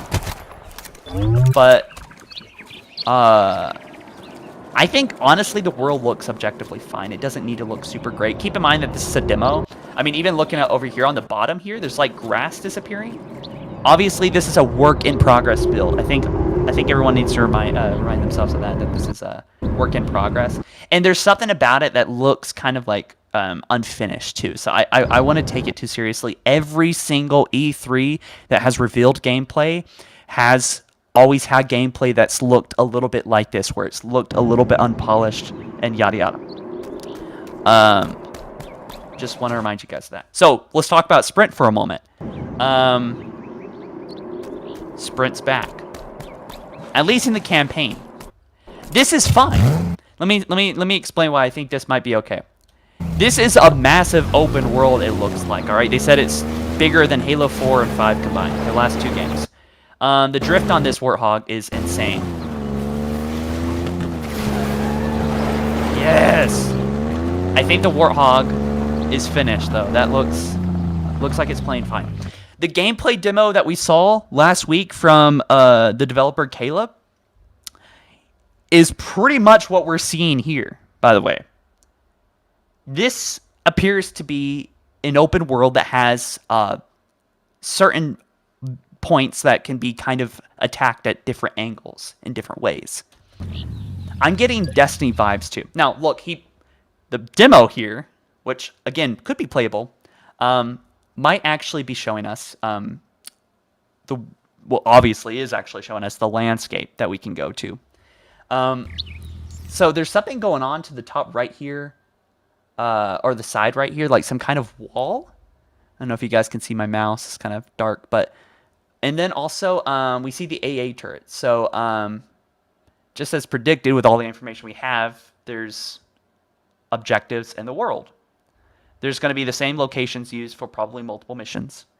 And there's some text here that says, we're not leaving this island until we take out the banished AA cannons. There are 3 of them. They're heavily defended. Proceed with caution. We can set a waypoint. Zoom, view mission. So look at that right there. Again, open world. Whether you like it or not, it's open world. Oh, we had a 20-pound donation. Thank you very much, Joshua. Looks good for a demo. Love your content. Love from the Netherlands. Thank you, man. Appreciate it. There's a few things going on here. Gun battery north. Gun battery west. Okay. Just looking at all the comments, kind of zooming in. And I have to gloat a little bit. I knew it. I freaking knew it. The breaking of the ring, all these parts that are coming up and off around the map are being used as kind of a way to break up the world into more linear pacing, I guess. So now we have Chief driving into a banished camp. That grunt looks very Halo 5-ish to me. But I like the variety of that's going on here. I love the base here. Oh my god, I can't wait to talk about the grappling hook. I am so excited. Now this weapon to me immediately read as not Halo, in my opinion. It feels a little bit Destiny. Because there's like a sci-fi but also like really modern design going on here. But yeah, I'm really curious about the grappling hook part, so let's keep moving forward. It looks like the Banished set up some kind of elevator to kind of deal with the moving of the Halo ring in the grid. So we have... I'm going to play devil's advocate. I don't like that brute run. I don't like that brute run at all. That doesn't feel very brute.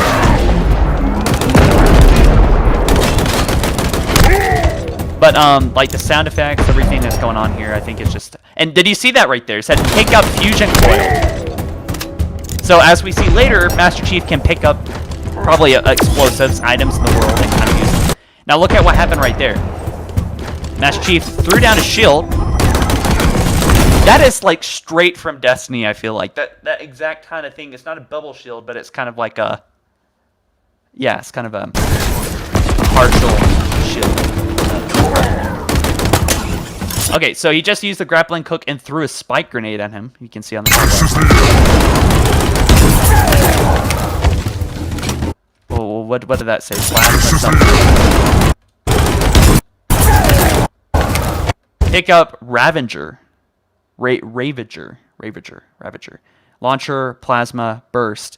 So there's different types of weapons. It's a type of launcher, and it shoots plasma, and the way it shoots is burst. So maybe that's how weapons are broken up into different kind of categories like that, I think.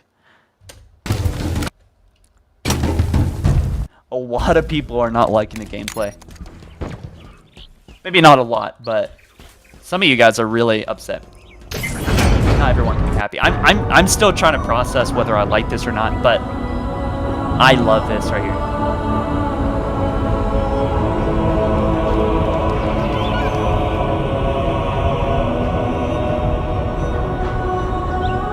The ring being broken up, I mean, that's where the action is, because that's where 343 can kind of manipulate the environment in this interesting way.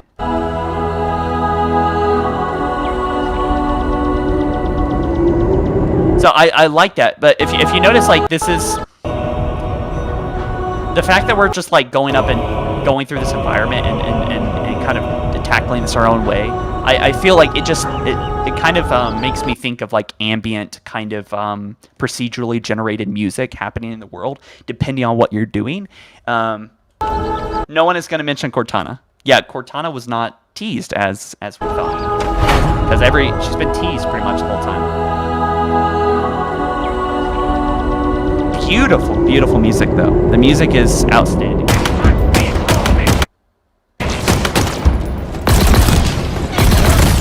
I like the effect. It feels goofy, and some of you guys are mentioning that it looks and feels like a cartoon, but I think that's like the point. I think they did that on purpose, obviously. Halo was very militaristic, kind of realistic, and things like that in the other Halo games. But now they're trying to go back to the roots of Halo and keeping it kind of like with the art style. And that's what I think some of you guys are noticing, maybe mistaking it for bad graphics. I mean, the graphics aren't outstanding, but did any of us really expect it to be? I honestly always thought of the game having the Halo Wars 2 look. And I think if you just look at this screenshot here, you will see that for the most part, it's kind of cartoonish, kind of like Halo 1, but just looking better. I don't know if you can really have both between, realistic and cartoonish. I like that. Reload, RB, you press vent. Die for the banished. So is this the new plasma rifle? It certainly feels like it.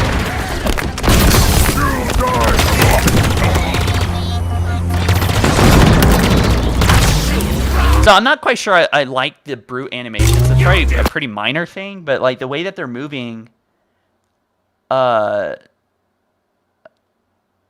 Wait, I'm so confused. There's someone talking about Super Chat. Anyway, the way they move is a little bit like human. I don't know if they did mocap on them, but they should be more bent over. The brutes are kind of like, kind of like monkeys, Right there. So looking at how, look at that. LB, he used up one hook, and it reloads automatically. It's unlimited. I didn't notice that earlier. If you look down here on the bottom left, it would appear that you have unlimited grappling hooks. I think these will allow for some really interesting gameplay situations. And I'm not quite sure. I mean, maybe this is just a campaign thing, but like the fact that we're using a grappling hook in the game at all, I think is fine. I just for multiplayer it should be a pickup, and for campaign, since probably the maps are kind of based off being able to transverse this way, will give us a lot of really unique and fun and organic shenanigans happening, right? At least in the campaign.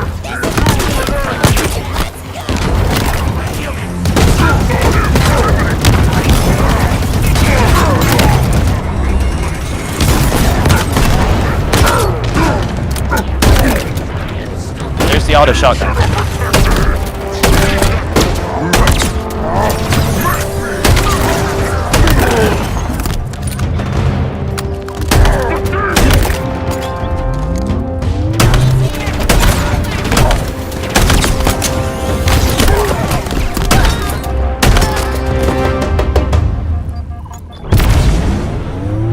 Let's just look at that one more time. Does that look like Destiny to you guys?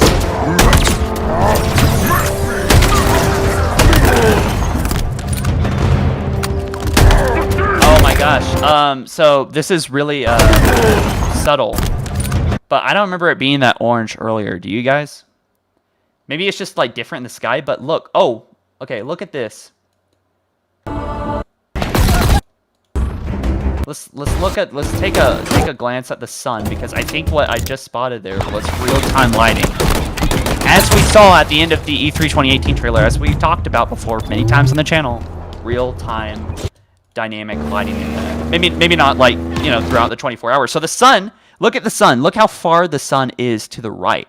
Even if we moved across the Halo ring, there's no way the sun would be behind the ring. And yet, if we go way over here, the sun is, look at that. The sun's moving. The sun is freaking moving, you guys. Jaw dropping. But I love it. Someone says the new sky looks realistic. I actually thought it kept a pretty simple design. But I'm really curious how gameplay is going to work at night. I wonder what kind of, how the environments are going to look. You know, and what kind of events are going to happen. I mean, the fact that this game is now pretty much in stone as an open world game. There's the elite, and you can grapple onto enemies. You can grapple onto enemies. Look at that. That is a fucking grappling hook, dude. The community was right. It's a fucking grappling hook. He's he's flying towards the elite and pummeling him. I don't like this weapon's design. I still feel like it looks a little bit too, I don't know. It doesn't look too Halo-ish to me. And I don't know why, but we actually have a comment here. $5 donation by The Tank. The grappling hook reminds me of Titanfall 1 and 2 when he can grapple hook other players to get a kill. Yeah, you know what? That's probably going to be a thing. I hope to God that the grappling hook is not in multiplayer for everyone, because that would be so freaking stupid, right? It would be so stupid. It should be a pickup. Now, this guy is probably Hyperius, and he is probably the person responsible for killing the major character in Halo that was teased in the Mega Bloks earlier this month. I won't say who, because it's spoiler territory. 343 did say don't read into it, but don't read into the Mega Blok analysis, or, you know, dive too deep into it, because it might not be, you know, super relevant to what's going on in the actual game. But this guy might be responsible for killing someone. Shocker, right? He looks like such a nice guy. We have Peekaboo, $5 donation. Thank you, man. Classic elite design. Kiss. Yeah. That's what I was thinking of when I saw that. It looked very Halo Reach, which is basically based off of Reach. Months ago, your people are broken. Wait, so let's pay attention to that. 4 months ago. UNSC lost this war months ago. Oh, he said months ago, not 4 months ago. But the UNSC was probably at the ring, and they got pwned by the Banished. Interesting. Not terribly surprised. It's a lot of what we've been talking about. But what I'm actually kind of shocked here is that a lot of the things that we've talked about on this channel this past year are true. But, I mean, they're not my theories per se. Some of them are, but most of them are just the community.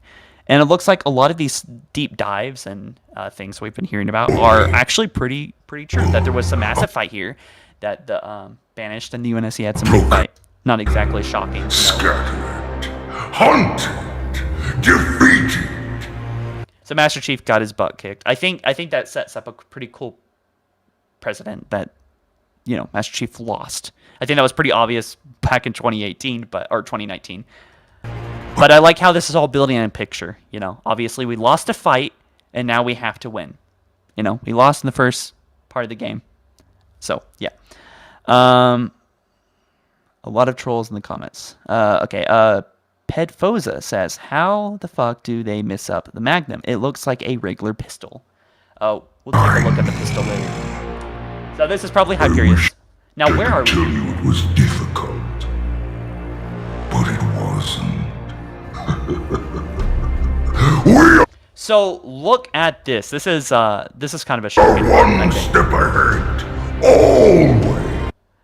Holy crap. So virtually, it looks like everyone that was on this ring that we know of is dead. Their ship blew up. Maybe they're surviving Marines, you know, like we saw back in 2018. We have a $5 donation comment from Yellow Hammer. He says, needs to have unlimited replayability, like if you can play it after the campaign is completed. Yeah, I think that's sort of the point of this. It's already under our control. Soon, your auditorium is... So I wonder why Master Chief is like looking up kind of derpy away from here. That was my first thought. I'm like, why are you not even looking at this stuff? Hot Dog says, is he the brute with Atriox and Decimus on the ship looting and that? It showed on Halo Wars 2 when Isabel was explaining about that. Oh, I will look into that. Thank you for that comment. The hard split screen and the banished share the same goal. We fight together to honor the will of Atriox. So it turns out who was talking in that teaser last month was a bit of a new character, basically. Hyperius, right? Probably Hyperius. Without challenge, I grew weary, lost, alone. Let's listen to that again. Atriox. Without challenge. Without challenge. Weary. Lost. Alone. Here you now stand. This is my last fight. A true test of legends. Our story will outlive us both. Set a fire in your heart, Spartan. Bare your fangs. We have a few donation comments here. Mar Game says, imagine trying to judge an entire game and call it bad based on nothing but an 8-minute demo. Clearly people typing F are here wanting it to fail. So some people are just not going to like something, based on, an 8-minute demo, right? But we really don't know. Maybe the same people that love it right now will hate it later, and the people that hate it right now will love it later. Who knows? But I don't think it's... everyone has a right to not like what's going on here. Andrew Miller says, unfortunately, 343 Studios has become notorious for telling fans what they want in a Halo game. Looked like they failed to listen again. Disappointed. Telling fans what they want. Oh, I don't think so. The open world aspect, sure, I could see that, but it is something that is in the next step of Halo, kind of looking at Halo CE and kind of looking at it like in a, how do we open this up and think on terms of it being even a bigger, more kind of epic grand version of Halo 1.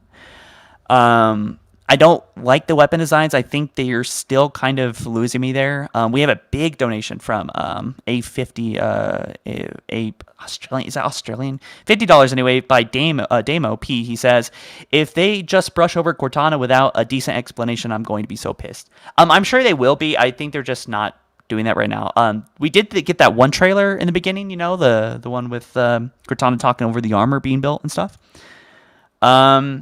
But yeah, Cortana does need to be brought up at some point, and I think we're gonna get some news later. I'm just kind of glancing over at like the fucking Twitter and Facebook, and I'm not seeing anything that's mind blowing. Otherwise, I would probably end this video soon.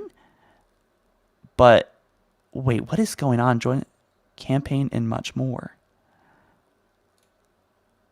I'm a little bit confused. What's going on here? Okay, I just saw like this weird tweet. It's saying, Xbox just shared a tweet. What? Oh, okay. I guess I saw... Oh my god. Okay, y'all couldn't see it there, but it said, join us for a new look at Halo Infinite campaign and much more. And literally, I was just watching I guess Destiny 2 new DLC. I was like, are we shooting rods and magic in Halo Infinite? What the hell? Oh my god, I was about to freaking lose it. That was weird timing. So that freaked me out, man. That freaked me out. Okay. Moving on. Let's look at him. Hard Spartan, bare your fangs. Fight hard.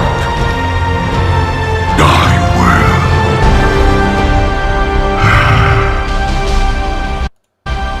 All right, so that guy obviously has a huge hard-on for Master Chief and a good fight. So we're gonna be dealing with this. I guess he's gonna be like the guy in charge of taking over Chief and stuff. I wonder what these things are on the side. I feel like those are swords. Maybe they are, but like, you know, when they take it out, it turns like to an energy sword, which would be pretty cool.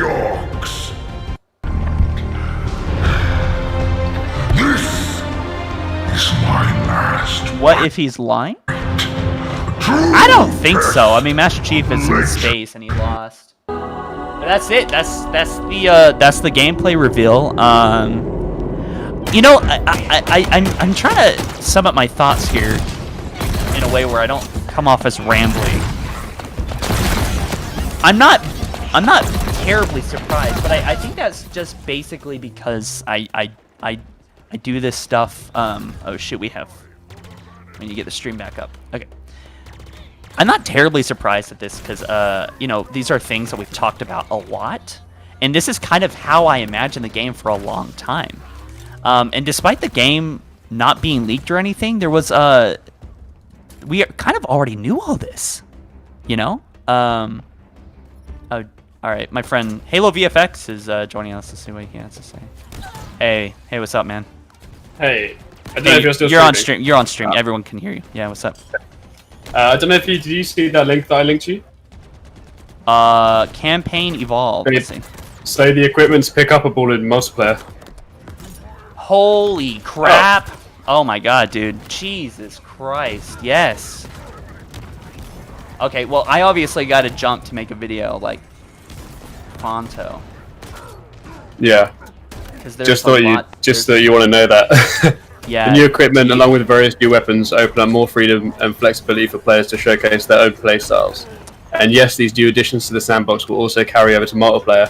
However, they'll function a bit differently as equipment items that can be picked up on the map. We look forward to talking more about multiplayer details soon. So that's good, I guess, because that's kind of what everyone wanted. So that is fantastic news. You're not yanking my chain. I'm sorry. I got like 10 threads going on in my head at once. I'm trying to, but yeah. Hold on. I got like a shit ton of donation comments, but I want to talk to you if you want to stay on the stream for a second. I just got to get through these real quick. Ninja Atrocity TV says, "Will Fireteam Osiris make an appearance in this game?" I don't know. I don't think so. I hope not, to be honest. Andrew Miller, we all know that this is 343's last chance to save the Halo franchise. In your opinion, do you think they will be successful with Halo Infinite? I do. I think that they're on the right track here, to be honest. Let's see. Chopstick Master says, "I dig it. Bring in the old stuff back. Combat sound effects while introducing new stuff. Open worlds can't stick to the same old stuff. Can we play the demo? I don't know yet. Did you read anything about that? I'm still reading it. It's a huge thread. Right.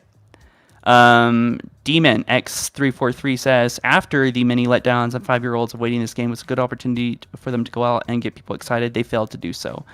I don't know. I think there's a lot of hype here. I think it's just because it was so predictable, but we don't really know still what the plot is, to be honest. We do know a little bit more about the story, I guess. But Keegan Hall says, the Magnum design is really getting to me. Is it? I think it's fine. I mean, every pistol has been different. Now that I look at it looks like a Colt 45 or something. That doesn't look very Halo-ish. I don't know why they can't just stick to like the same design. That they have to keep changing things. Hold on. Brendan wants to join. Let's see. Shoot. Hey, what's up, bro? Hey, what's up? You're on the stream, by the way. Man, I don't know. I feel kind of underwhelmed, just like everyone else. Yeah, is that the general thing? I've just been on the stream. Oh shoot, we gotta.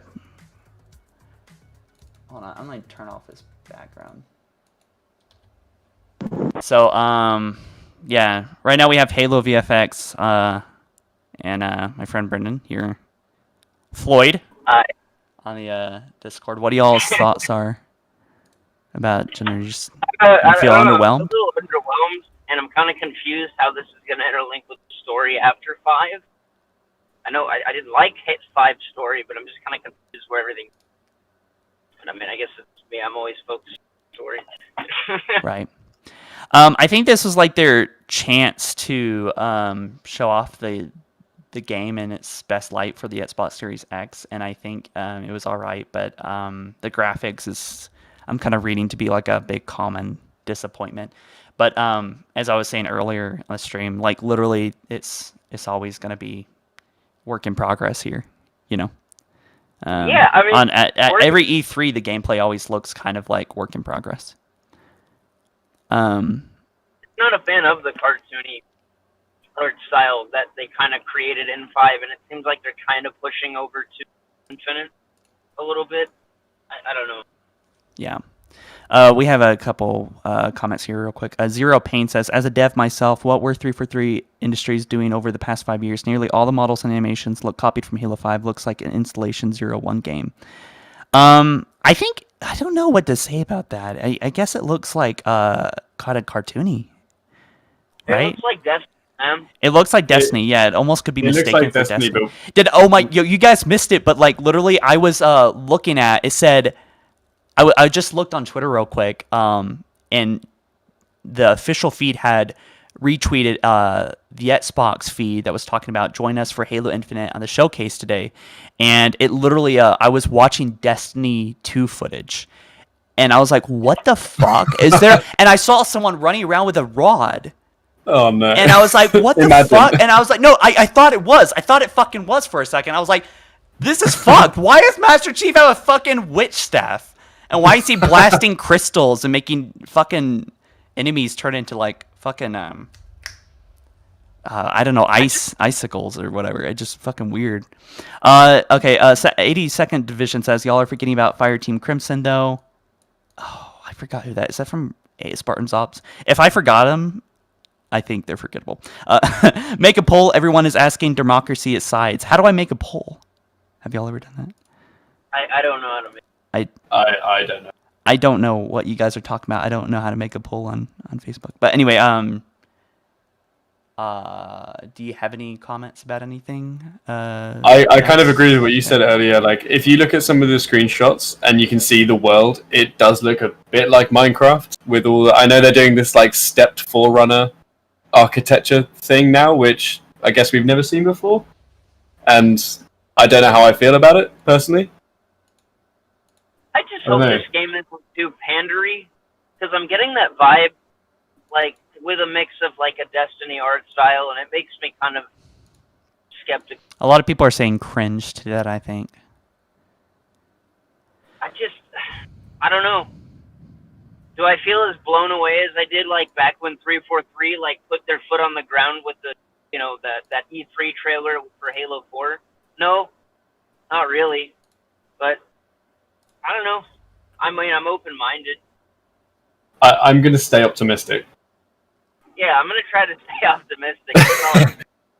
I mean, they've had 5 years, and all the rumors of like Halo 5 being the most expensive game ever made, wasn't it like a $500 million budget? It was something ridiculous. Yeah. Mm-hmm. And to me, this doesn't scream like a $500 million game at the moment. I mean, if we're looking at obviously, it's a demo. It's a demo. Like, yeah, there's a lot going on here. Like, really screamed to do Xbox. Like my biggest like irk about this is that it looks like Minecraft. Like it literally looks like a Halo mod. I mean, given it looks well done, but and the way the brutes come in on their jetpacks. Did you guys play Destiny? Yeah, looks cool. It literally looks like how the enemies come in and fight you in that. It looks like the same mechanics, like same way they. It almost feels like they got Bungie on this, man. Like, I don't Yeah. know. It's like I just don't know how to feel. I want to love it. I really want to love it, but at the moment, I don't know. But man, with all the stuff that I've complained about, if the story is just another bomb ass story, which controversially I really liked Halo 4 story. If it's something like that again, I think I'll be satisfied. But I don't know, Yeah. man. I'm worried we're gonna get 5 again now, kind of. But I'm trying to. Yeah. Probably got about 10 minutes left on the stream. Lots of people saying make a poll. I don't know what make a poll I means. still don't know what that means. We have a few comments here. Ranishak, I don't know how to say that. The flight paths of the ships flying around disappointed me. Looked like they were on track rather than dynamic flight path. I wonder if 343 is going to reply to all these criticisms soon. I would say a lot of the animation you see is definitely work in progress. Yeah. Like there was a moment where one of the ships came in and it did like a little glitch, almost like a keyframe was out of place. Yeah, I sense so I wouldn't look too much into that sort of stuff. I sense that they had like limited time to do stuff. Like they were like, Yeah. because that's how it is every year, I guess. But we have a comment by Demon X343. He says, "Is Atriox dead? That one brute talking about completing their mission for the will of Atriox." I don't think so. I think that would be a massive waste if he was dead. Imagine if they killed him in a comic. Oh my and they're experting us all to Reddit. Oh my god. No. If they do anything like that, I'll be so disappointed. I like this beginning here. It says, press start to start the demo. Oh, that's how it looks at night, by the way. I don't know if you two are watching the stream, but that kind of gives us an idea how night might look there. At the very beginning of the demo. I don't mind that. It does look really cartoony though. It like more does. cartoony than Halo's ever looked. They gotta nail it, and they have some time to. That's why I just wish they showed this stuff off sooner, because taking the community feedback. Dude, okay, to counter what you're saying, even the Halo 4 E3 trailer looked super realistic. You know, like. Well, that's a different design choice, though. It's a different art style. Like, I just don't like cartoony Halo. Like, I don't know why they're pushing this cartoony art style. Dude, because that's Halo's art style, and that's been a massive complaint throughout the years. Let me jump through this last donation comment real quick. Don't Dirty Dav 3 says, thank you for the donation, man. He says the Infinity is confirmed deceased, and also the character design for all of the Banished is very mismatched. There's some Halo 5, Halo Wars 2, and Halo CE. I'm not quite sure what he's talking about there, but the Infinity, I don't think anything in the trailers signified that the Infinity was dead. There was one part where the pilot was kind of upset at some destroyed ship, but the Infinity is 3 miles long, so that's definitely not it. The Infinity may have been destroyed. What is that ship that he? There's a lot of wreckage because there was a war. There was a massive war going on here. So the Infinity might be explorable, like the Pillar of Autumn was. I imagine that'd be quite cool. Jack for $2. Thank you for the donation, man. He says this took 5 years. No way, this is just a demo. I'm not quite sure what he means by that. But if we look at it, I mean, this world's probably very open, and then there's a whole story and different environments to explore and things like that. So you have to keep that in mind that it's not like this is what took them 5 years. It wouldn't surprise me that when we actually come to play this game, this whole beginning mission will look quite a bit different. Just in terms of graphics, in terms of lighting, in terms of animation. Yeah, I love the birds. I like character though. What do you guys think about the start menu and looking at the world? I don't know if y'all are looking at the stream. I paused on it and I'm looking at there's grids that break up the world. That's what the grids are for on a technical level. I mean, I haven't played a ton of open world games. To me, it feels like Destiny, the whole map thing. And we've never had a map like that in Halo before, right? Apart from ODST, maybe? Not really, no. I don't think so. Multiple vector points and approaches to tackle things. I don't think so. Do you think they're gonna play? They're gonna play both sides though, and it'll be an open world game, but it'll have a linear story that you can follow pretty easily. I really hope so. Yeah. Because I think like open world games, and it's no disrespect to people that do. It's just not my thing. Yeah. I mean, you can't really judge it until it's out, but right now, I think their biggest problem is how can we 343 make this game not look like Minecraft, but also how can we make these weapons look like it's not from Destiny, and also the brute animations are kind of bothering me. What I do like about it is the expanded sandbox. So I haven't read that article that you sent me earlier, Josh. But it all looks very it looks like they did expand upon the sandbox a lot, and that's what Halo fans really wanted. We have a donation comment. Shadow Fox says, "So are we going to talk about the Arbiter?" So many people have been talking about the Arbiter. Xbox teased a little while ago that there was a mission in Halo Infinite all about the Arbiter and Master Chief, so he might be here. Anyways, I kind of feel like I'm kind of dominating the conversation here. Do you guys have any other input about the trailer, or any other thoughts about the sandbox or whatever? I mean, oh yeah, no, you go ahead. You go ahead. Yeah, you basically got what we were talking about. How do y'all feel about like picking up explosives and throwing them at enemies? Is that Halo to you? It's not Halo to me, but at the same time, like it's not something that will break the game in any way, especially in campaign. I don't mind things like this in campaign, but if it goes over to the multiplayer, that's when things will start not feeling. Yeah, I feel like that would be kind of weird, because fusion coils are kind of meant there for a strategic reason. It'd be kind of And if you can pick them up and throw them, I feel like that might be kind of dumb. How do you feel about the grapple hook? Because to me, I agreed with that one comment. It feels very tight.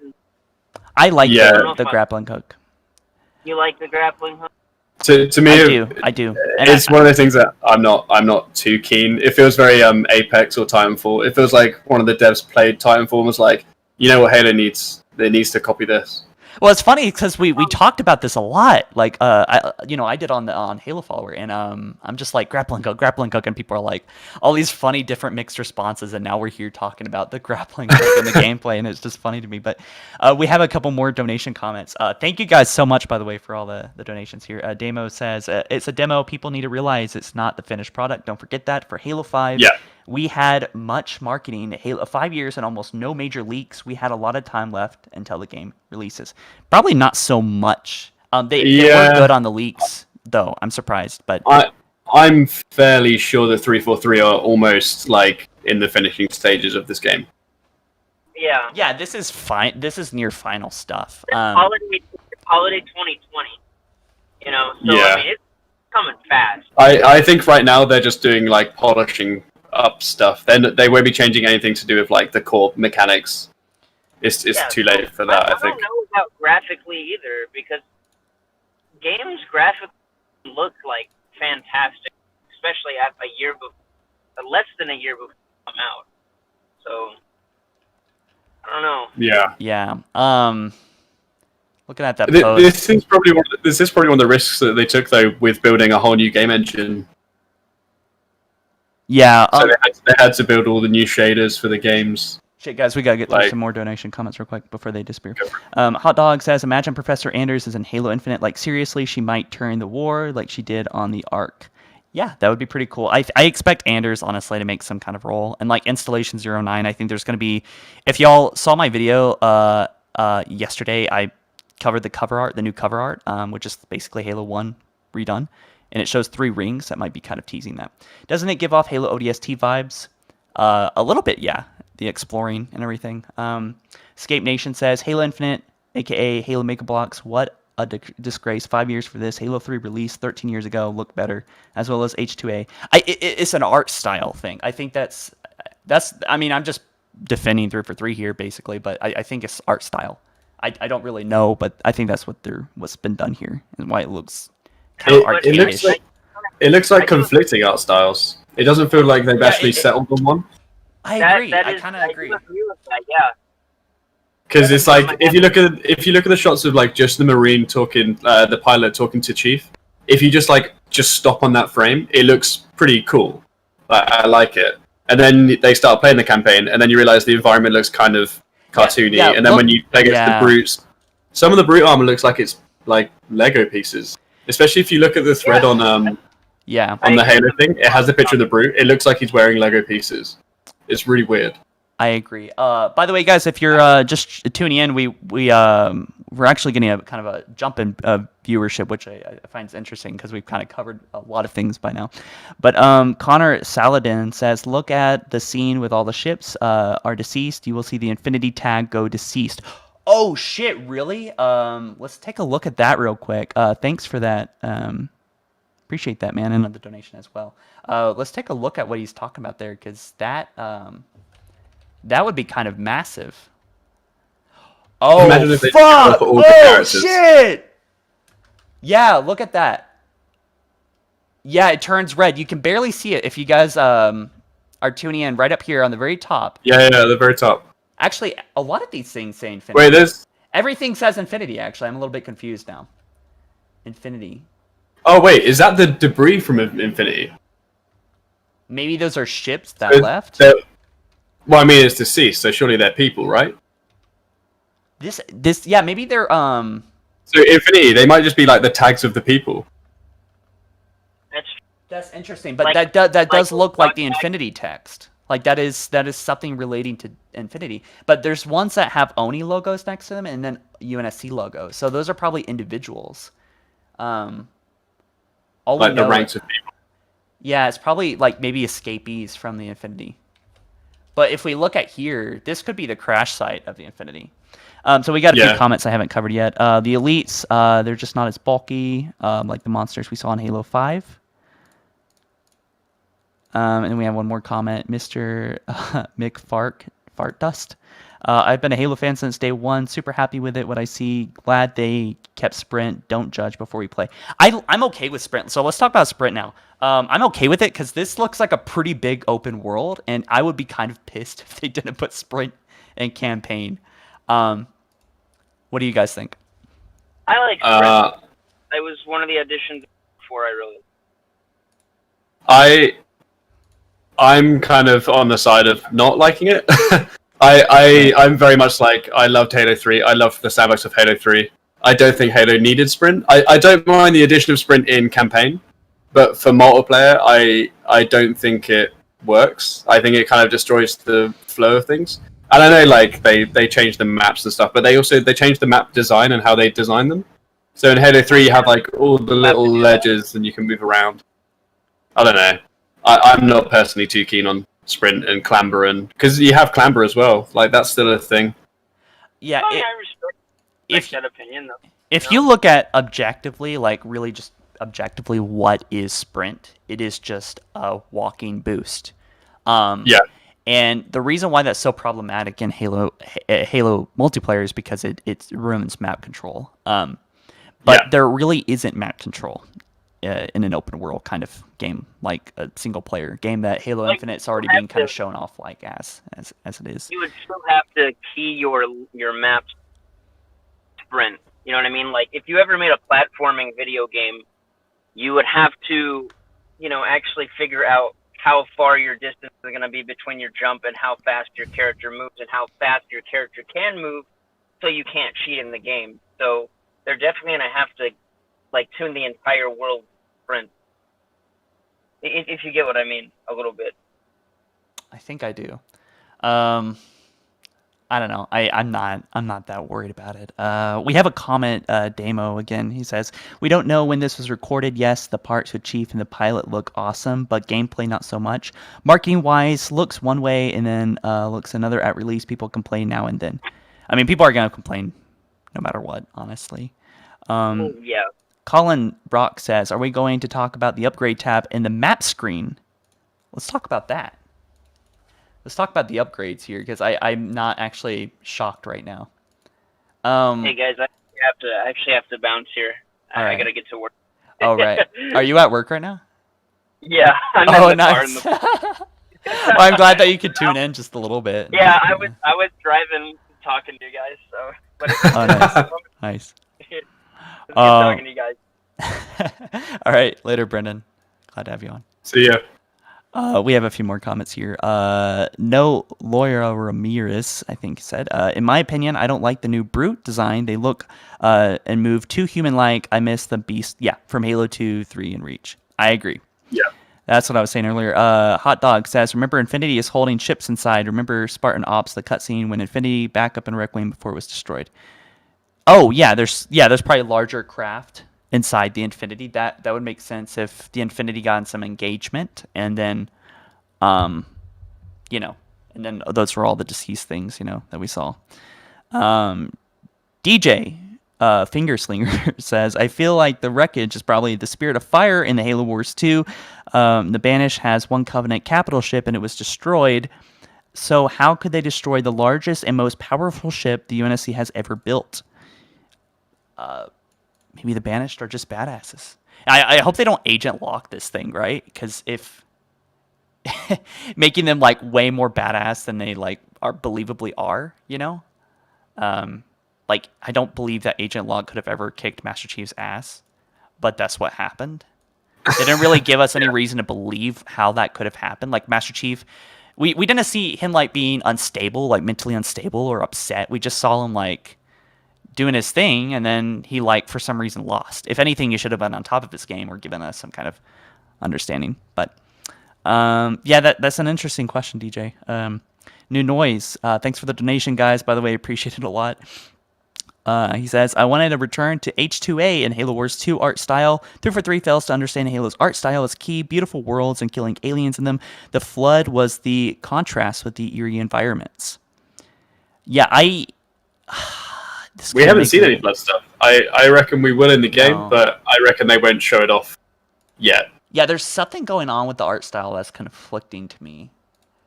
I agree with all that. I think they just... It's just too much of a mixture of art styles. It's like, I don't know. I just know that we're not the only ones that are seeing this. I don't know what it is exactly, but there's something wrong. Also, I don't care for like the HUD. It's like a bunch of like the orange thing. Yeah, that's gotta go. That's the hexagon. Just like it looks way too work in progress. Like kind of goofy. So there's there's an upgrade screen that I want to get to real quick. Someone was talking about the upgrade screen. Do you see any upgrade screen? Oh, right up there. It's right up there on the top left.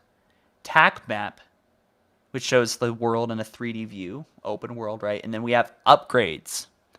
There it is. Upgrade database. Yeah. Me and you have been talking a lot about this, and I know I've been talking a lot about it with Sean W. And it's literally like everything that I covered the other week about the Caleb's demo, the campaign level designer. They had pretty much virtually Halo Infinite gameplay sitting around for a year, just like in this really kind of primitive, bare bones state. The art test. That didn't even look like Halo. It was just an art test, really. Yeah, prototype. Really weird prototype in Unreal. And it looks like pretty much identical to what we're getting here. Very close. I'm not shocked. Like, there's nothing that's like got me like freaking out. I mean, I jumped at the possums. I like the wildlife. I'm not gonna. I think that's what you reacted to most. I like the Banished. I don't understand this mixture of Covenant, though. Are they working with the Banished ex Covenant? Like, they should all be in red armor. That's kind of got me confused. But they did say there's multiple factions, right? There's like the Banished, and then you have the old guys, and then yeah, maybe they were like higher E's or something, like bandits they hired or something. So the last thing I want to do is beat a dead horse here. So let's keep trying to move to different subjects here. I don't believe this is what the final game. Trick says $5 donation. Thank you. He says everything is very matte versus the previous games most likely removed shaders. That could be a possibility. I feel like it is kind of missing shaders. So like even if you look in the far left distance here, I don't know. It just looks. This is the one thing that open games kind of fuck up with, and I think beginner open world games don't do this very well. But it's just way busy. Like it looks like and this is probably a minor complaint. I mean, bottom line is the game fun. That's what's important. But it just looks like every part of the world here is is busy and it has some encounter. Yeah. Which it might be because this is like a beginning mission in the game, and it's kind of like trying to get the player to point A to point B. So very linear at first, as most open world games usually are. And then, I didn't even notice that until now. There's like a big rock sticking out. But I don't see the Palace of Pain anywhere in this, by the way, too. But isn't that top left? The Palace of Pain area? I see it. I see it. Yeah. See, these are things I probably want to notice. If I was just talking about this myself or just doing a video right now, I'm glad kind of figuring this out with you in the comments. Let's see. DJ again says, I refuse to believe all the Guardians and Cortana and the hundreds of AR are just absent from everything now. I think that's going to play later into the story, if I'm being honest. We'll see, DJ. Adam says, okay, so I am probably correct in saying that the grappling hook isn't the only attachment, but that being said, why would that all be practical, especially in comparison to previous abilities like jetpack and so on? Maybe the jetpacks will be a upgrade. Yeah, I mean they could be different slots. I mean, if you look at where it's positioned, it's right next to the grenade. So in the game, it's probably going to be a grenade pickup, not a weapon slot. Which I'm okay with. You know, as long as it's not unlimited, as long as people don't start with the grappling hook, I think the grappling hook could have some really fucking lousy opportunities in it. As long as it's not something that's like everywhere and kind of added to the sandbox, I think it could add some. I'm really happy that the grappling hook is back, though. I mean, or not back. I mean, it's never been in Halo, but it's actually here. What do you think to the shields on the elites when they get shot? I think it looks you alright. See in the gameplay. Do you not like it? I don't know. I don't know. It looks very solid. It doesn't feel like they used to. Is it just me? Might be just me. Maybe it's just me.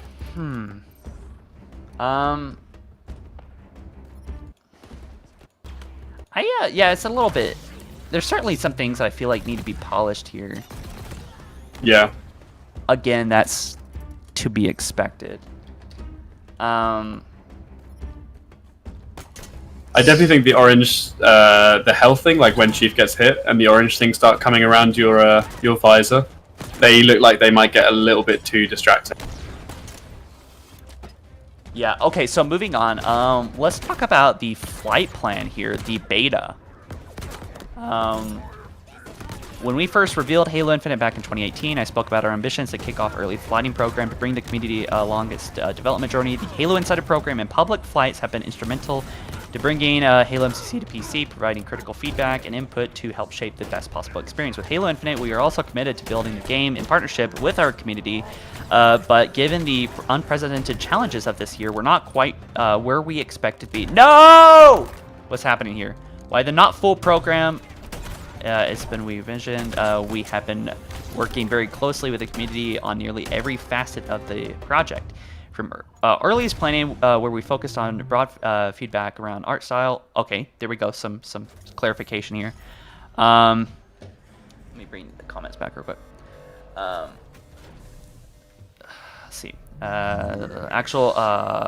I'm going to start over here. We have been working very closely with the community on nearly every facet of the project, from earliest planning, where we focused on broad feedback around the art style and story, to actual hands-on playtesting and focus on feedback with confidential groups of community representatives over the past 2 years. Halo Infinite is being created in partnership with the community.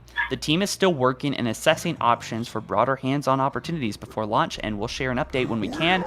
But this process doesn't stop with launch. In fact, in many ways, feedback and community flighting will be even more important after launch as we partner together to continually evolve and update the game in the future. So what I got from that is that only a select few people are going to be in the beta? Is that how you understood that? Are they rolling out like they did for...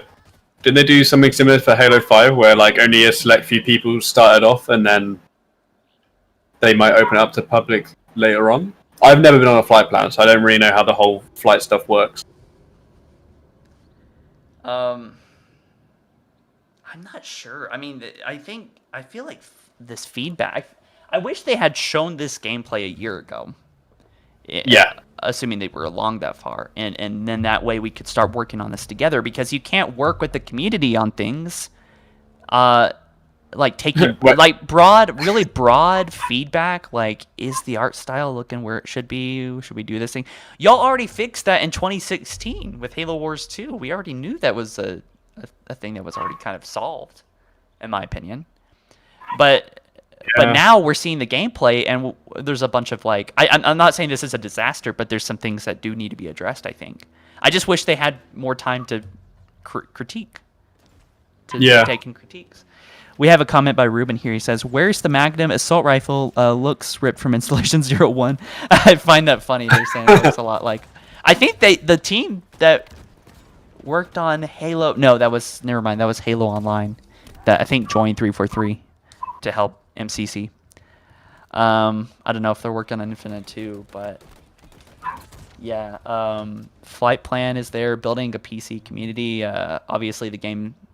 It's going to be on Xbox Game Pass, PC beta. Wait, did they just confirm the beta is on Xbox Game Pass?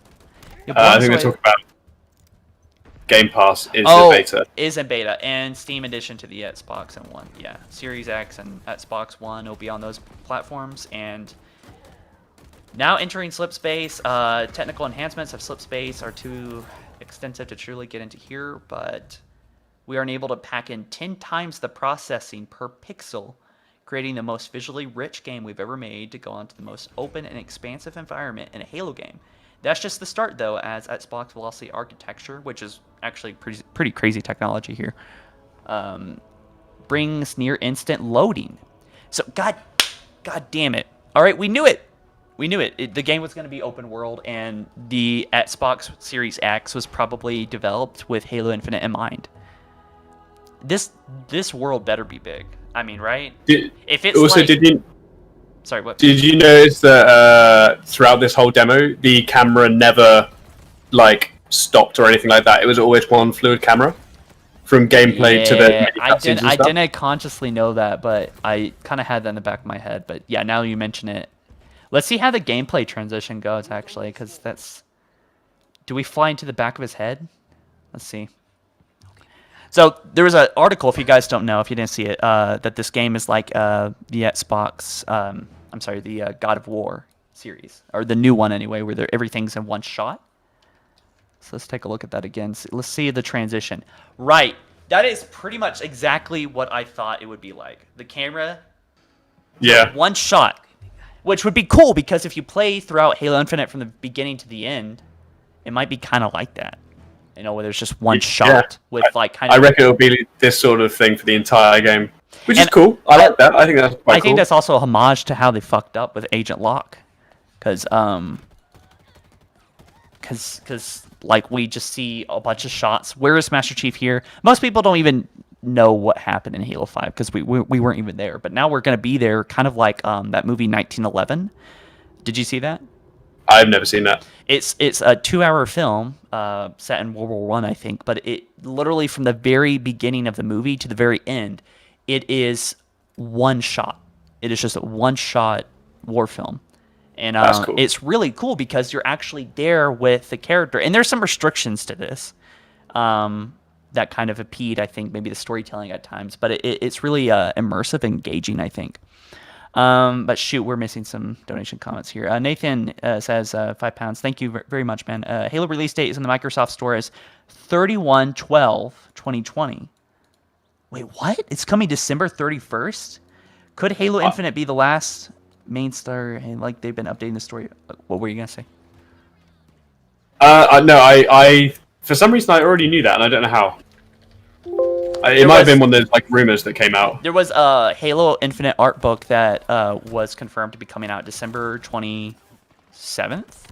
So there was some thought that maybe it would be coming after Christmas, but I was like, maybe that's it. I don't know why. I don't know if that will be the case. I think it makes sense though for a Christmas release. I'm just gonna quickly look into this real quick and see if there's been a release date, because that's pretty crazy if it's gonna come after Christmas. Kind of almost got me concerned. So I guess they're being kind of they may have had to push things back because of what's happening around the world right now. Yeah. Donut Lie says, could Halo Infinite be the last mainline story Halo game, like they're updating the story after launch? Actually, I think they just kind of are planning things out better now. I think they're kind of trying to reboot the story in a series of like, what I'm saying? Like, they're kind of figuring things out this time instead of not really knowing where they're going to end up. It's a spiritual reboot, I think we missed another donation comment somewhere. Nope. Yeah. Spartan, he says, so this is the beta on the Xbox Game Pass. Also, it looks too much like Destiny. I don't know. If Halo Infinite is playable, I'm gonna just hippity hoppity off the stream, but I don't think it is. We have a new screenshot from one of the developers here, Chris Lee.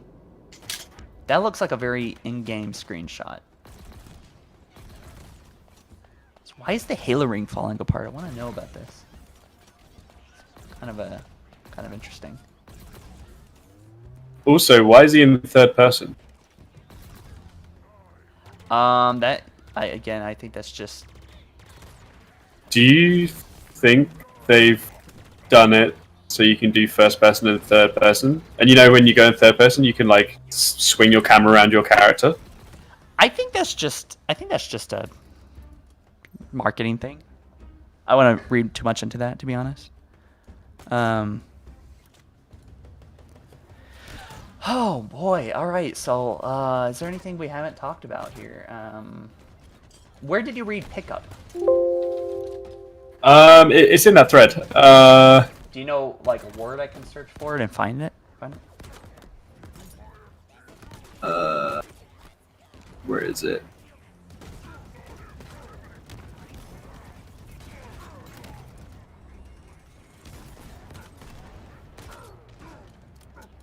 It's. Oh, okay. This is super relevant. Our campaign demo takes place several hours into the story of Halo Infinite, joining the Master Chief in the pilot as their Pelican comes under fire from an enemy anti-air encampments.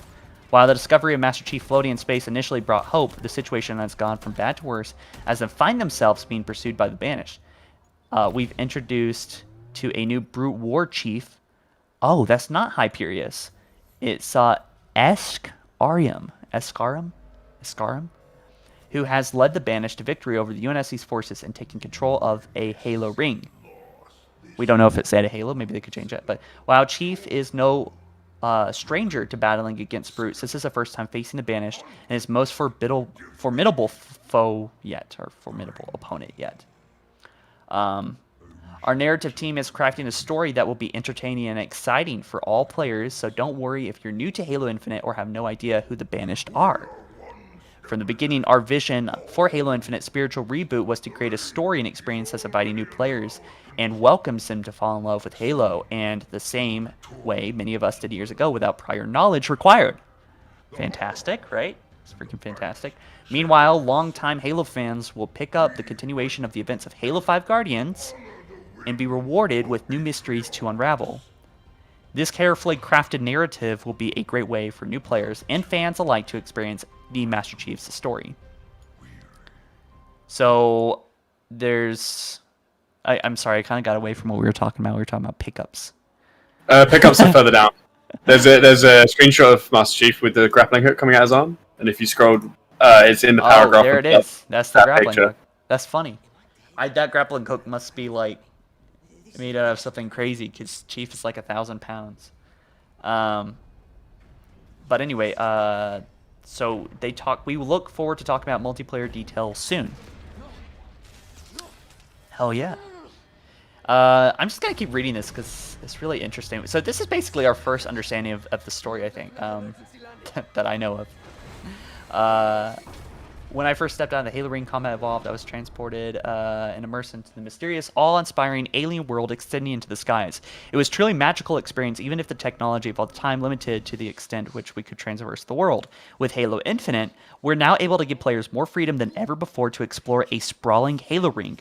This demo shows off a small section of the open and expansive world we've crafted to deliver an epic Master Chief experience. The scale of the environment accessible to players is several times larger than the ones in the last 2 Halo games combined, with opportunities to discover hidden rewards and assault banished fortifications and brand new ways.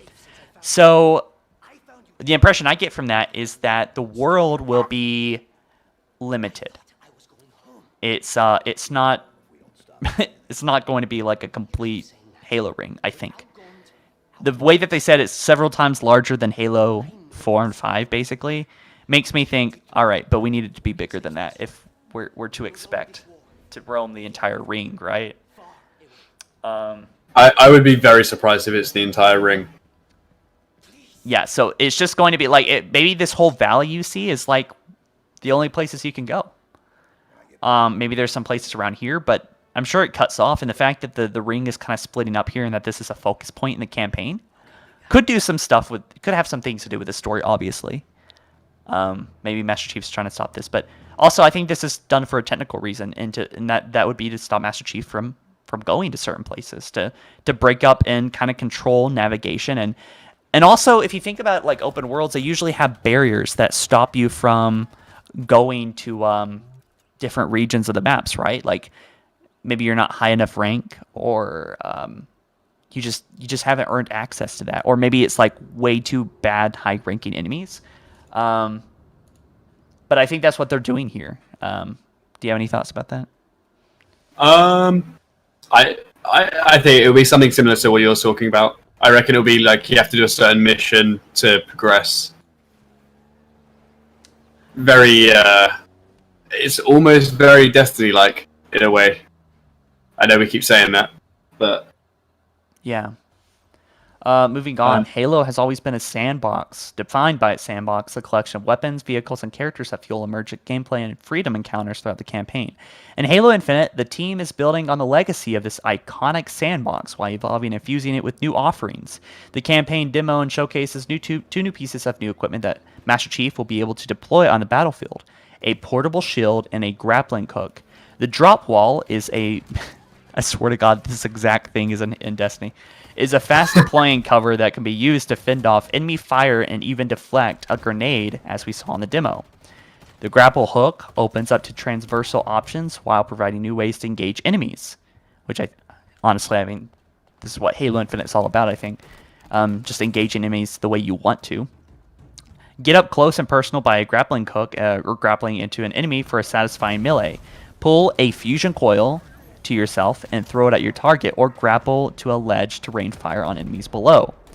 I always feel like, I don't know, this is kind of getting into like what they did with Halo 5 and why it kind of like went south, but I feel like campaign, there's a lot to experiment with, and it's more forgivable, I guess, if things were to go wrong. But yeah, this new equipment along campaign's like a safer way. Yes. So this new equipment, along with various new weapons, open up more freedom and flexibility for players to showcase their own playstyles. And yes, these new additions to the sandbox will also carry over to multiplayer. However, they will function a bit differently as equipment items that can be picked up on the map.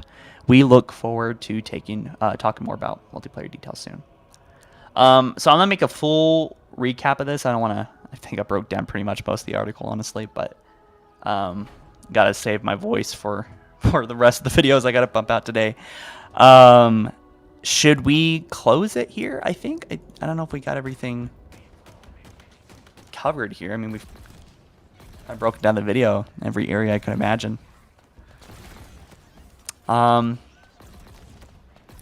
Anyways, guys, I haven't seen anyone comment for a while. I don't know if the stream's still working, but there's loads of people saying new trailer. There's a new trailer. Is this troll or? Let me check. Yeah, there is. Shit. Okay. Yeah. Hey guys. All right, everyone. Buckle up. Put on a new pair of pants. All right, we got a new trailer. Ooh. All right, let's do this.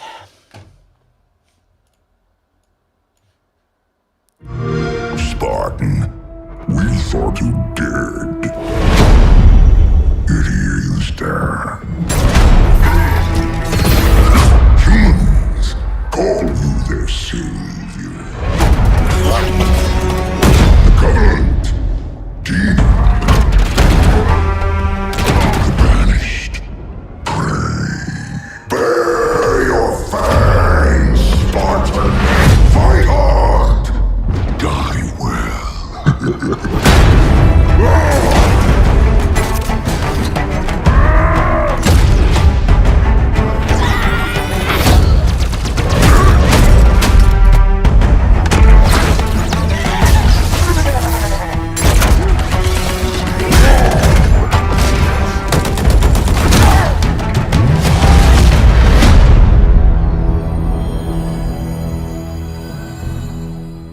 Hell yeah, that was pretty awesome. They didn't really give us any new insights, but what did you think of that? I thought that was cool. I think that was cooler than the actual demo they did. Oh man, I like the music. Had the freaking had the chat on, so that kind of screwed up with the trailer a little bit, but we'll play it again without the chat here. We got a few new comments. Trick says Sprint showed on the way to the Warthog. Slide shown killing the Jackal with the shotgun underneath the AA gun. Ooh. Okay, I gotta take a closer look at that. Enjoy says, love the showcase, was worth the wait, love your content, keep up the great work, Halo love. Hey, thank you very much, man. $35 is crazy. Appreciate it a ton. And yeah, what do you think of the energy sword? yeah, let's look at that in a second. We got one more comment. The tank 1337 says again, in Destiny they make the enemies immune to gunfire if you're not high enough in light level. Oh yeah, I wonder if that'll be a thing. Kind of different ranges. But I think it's time I ought to start working on some videos here. So I'm glad that there was another trailer that we could all enjoy one last time, one last hurrah here. I can't believe I think I peaked at like 8,000 concurrent viewers, which is insane. Guys, I just want to say like a huge thank you for joining me today, and it means a lot. And we waited 5 years for this reveal, and why my socks aren't blown off, and I didn't quite crap my pants the way I was expecting to. I think this is a really good start, and I'm really excited to see more. And again, keep in mind everything's kind of work in progress, and 343 doesn't have a whole lot of time to change things, so that's what I'm kind of concerned about. And now they're kind of working from home, which is like a wrench thrown in this. I just wish they showed the gameplay off sooner. But yeah, I'm just trying to think of any other closing thoughts. Thank you guys all for the donations and also the comments. I found myself kind of barely even having time for the donation comments. I wish I could have read more of y'all's comments, but thank you for just participating in the chat and watching the video, and it means a lot. I mean, if you want to watch these videos in high res, like I said at the beginning of the stream, if you wanted to see the stream in high res, you could have done it like on Xbox or wherever. But it means a lot that you guys actually showed up here and kind of dealt with the 720p, which to have an experience with me and with others here and talking about Halo. Damn. I mean, goddamn. I just saw a clip of the BR, so that made me happy. Yes. So that was cool. Yeah. But yeah, anyways, I think we're gonna go ahead and end the stream there. But thank you guys so much. Expect more analysis. This is kind of like me getting a grip on what is going on here with the news, but I'm going to break down some stuff today and expect more content stuff that you didn't hear in this stream, because there's things that I'm sure we haven't covered or talked about here. And I will catch you guys in the next one soon. All right, everyone, take care.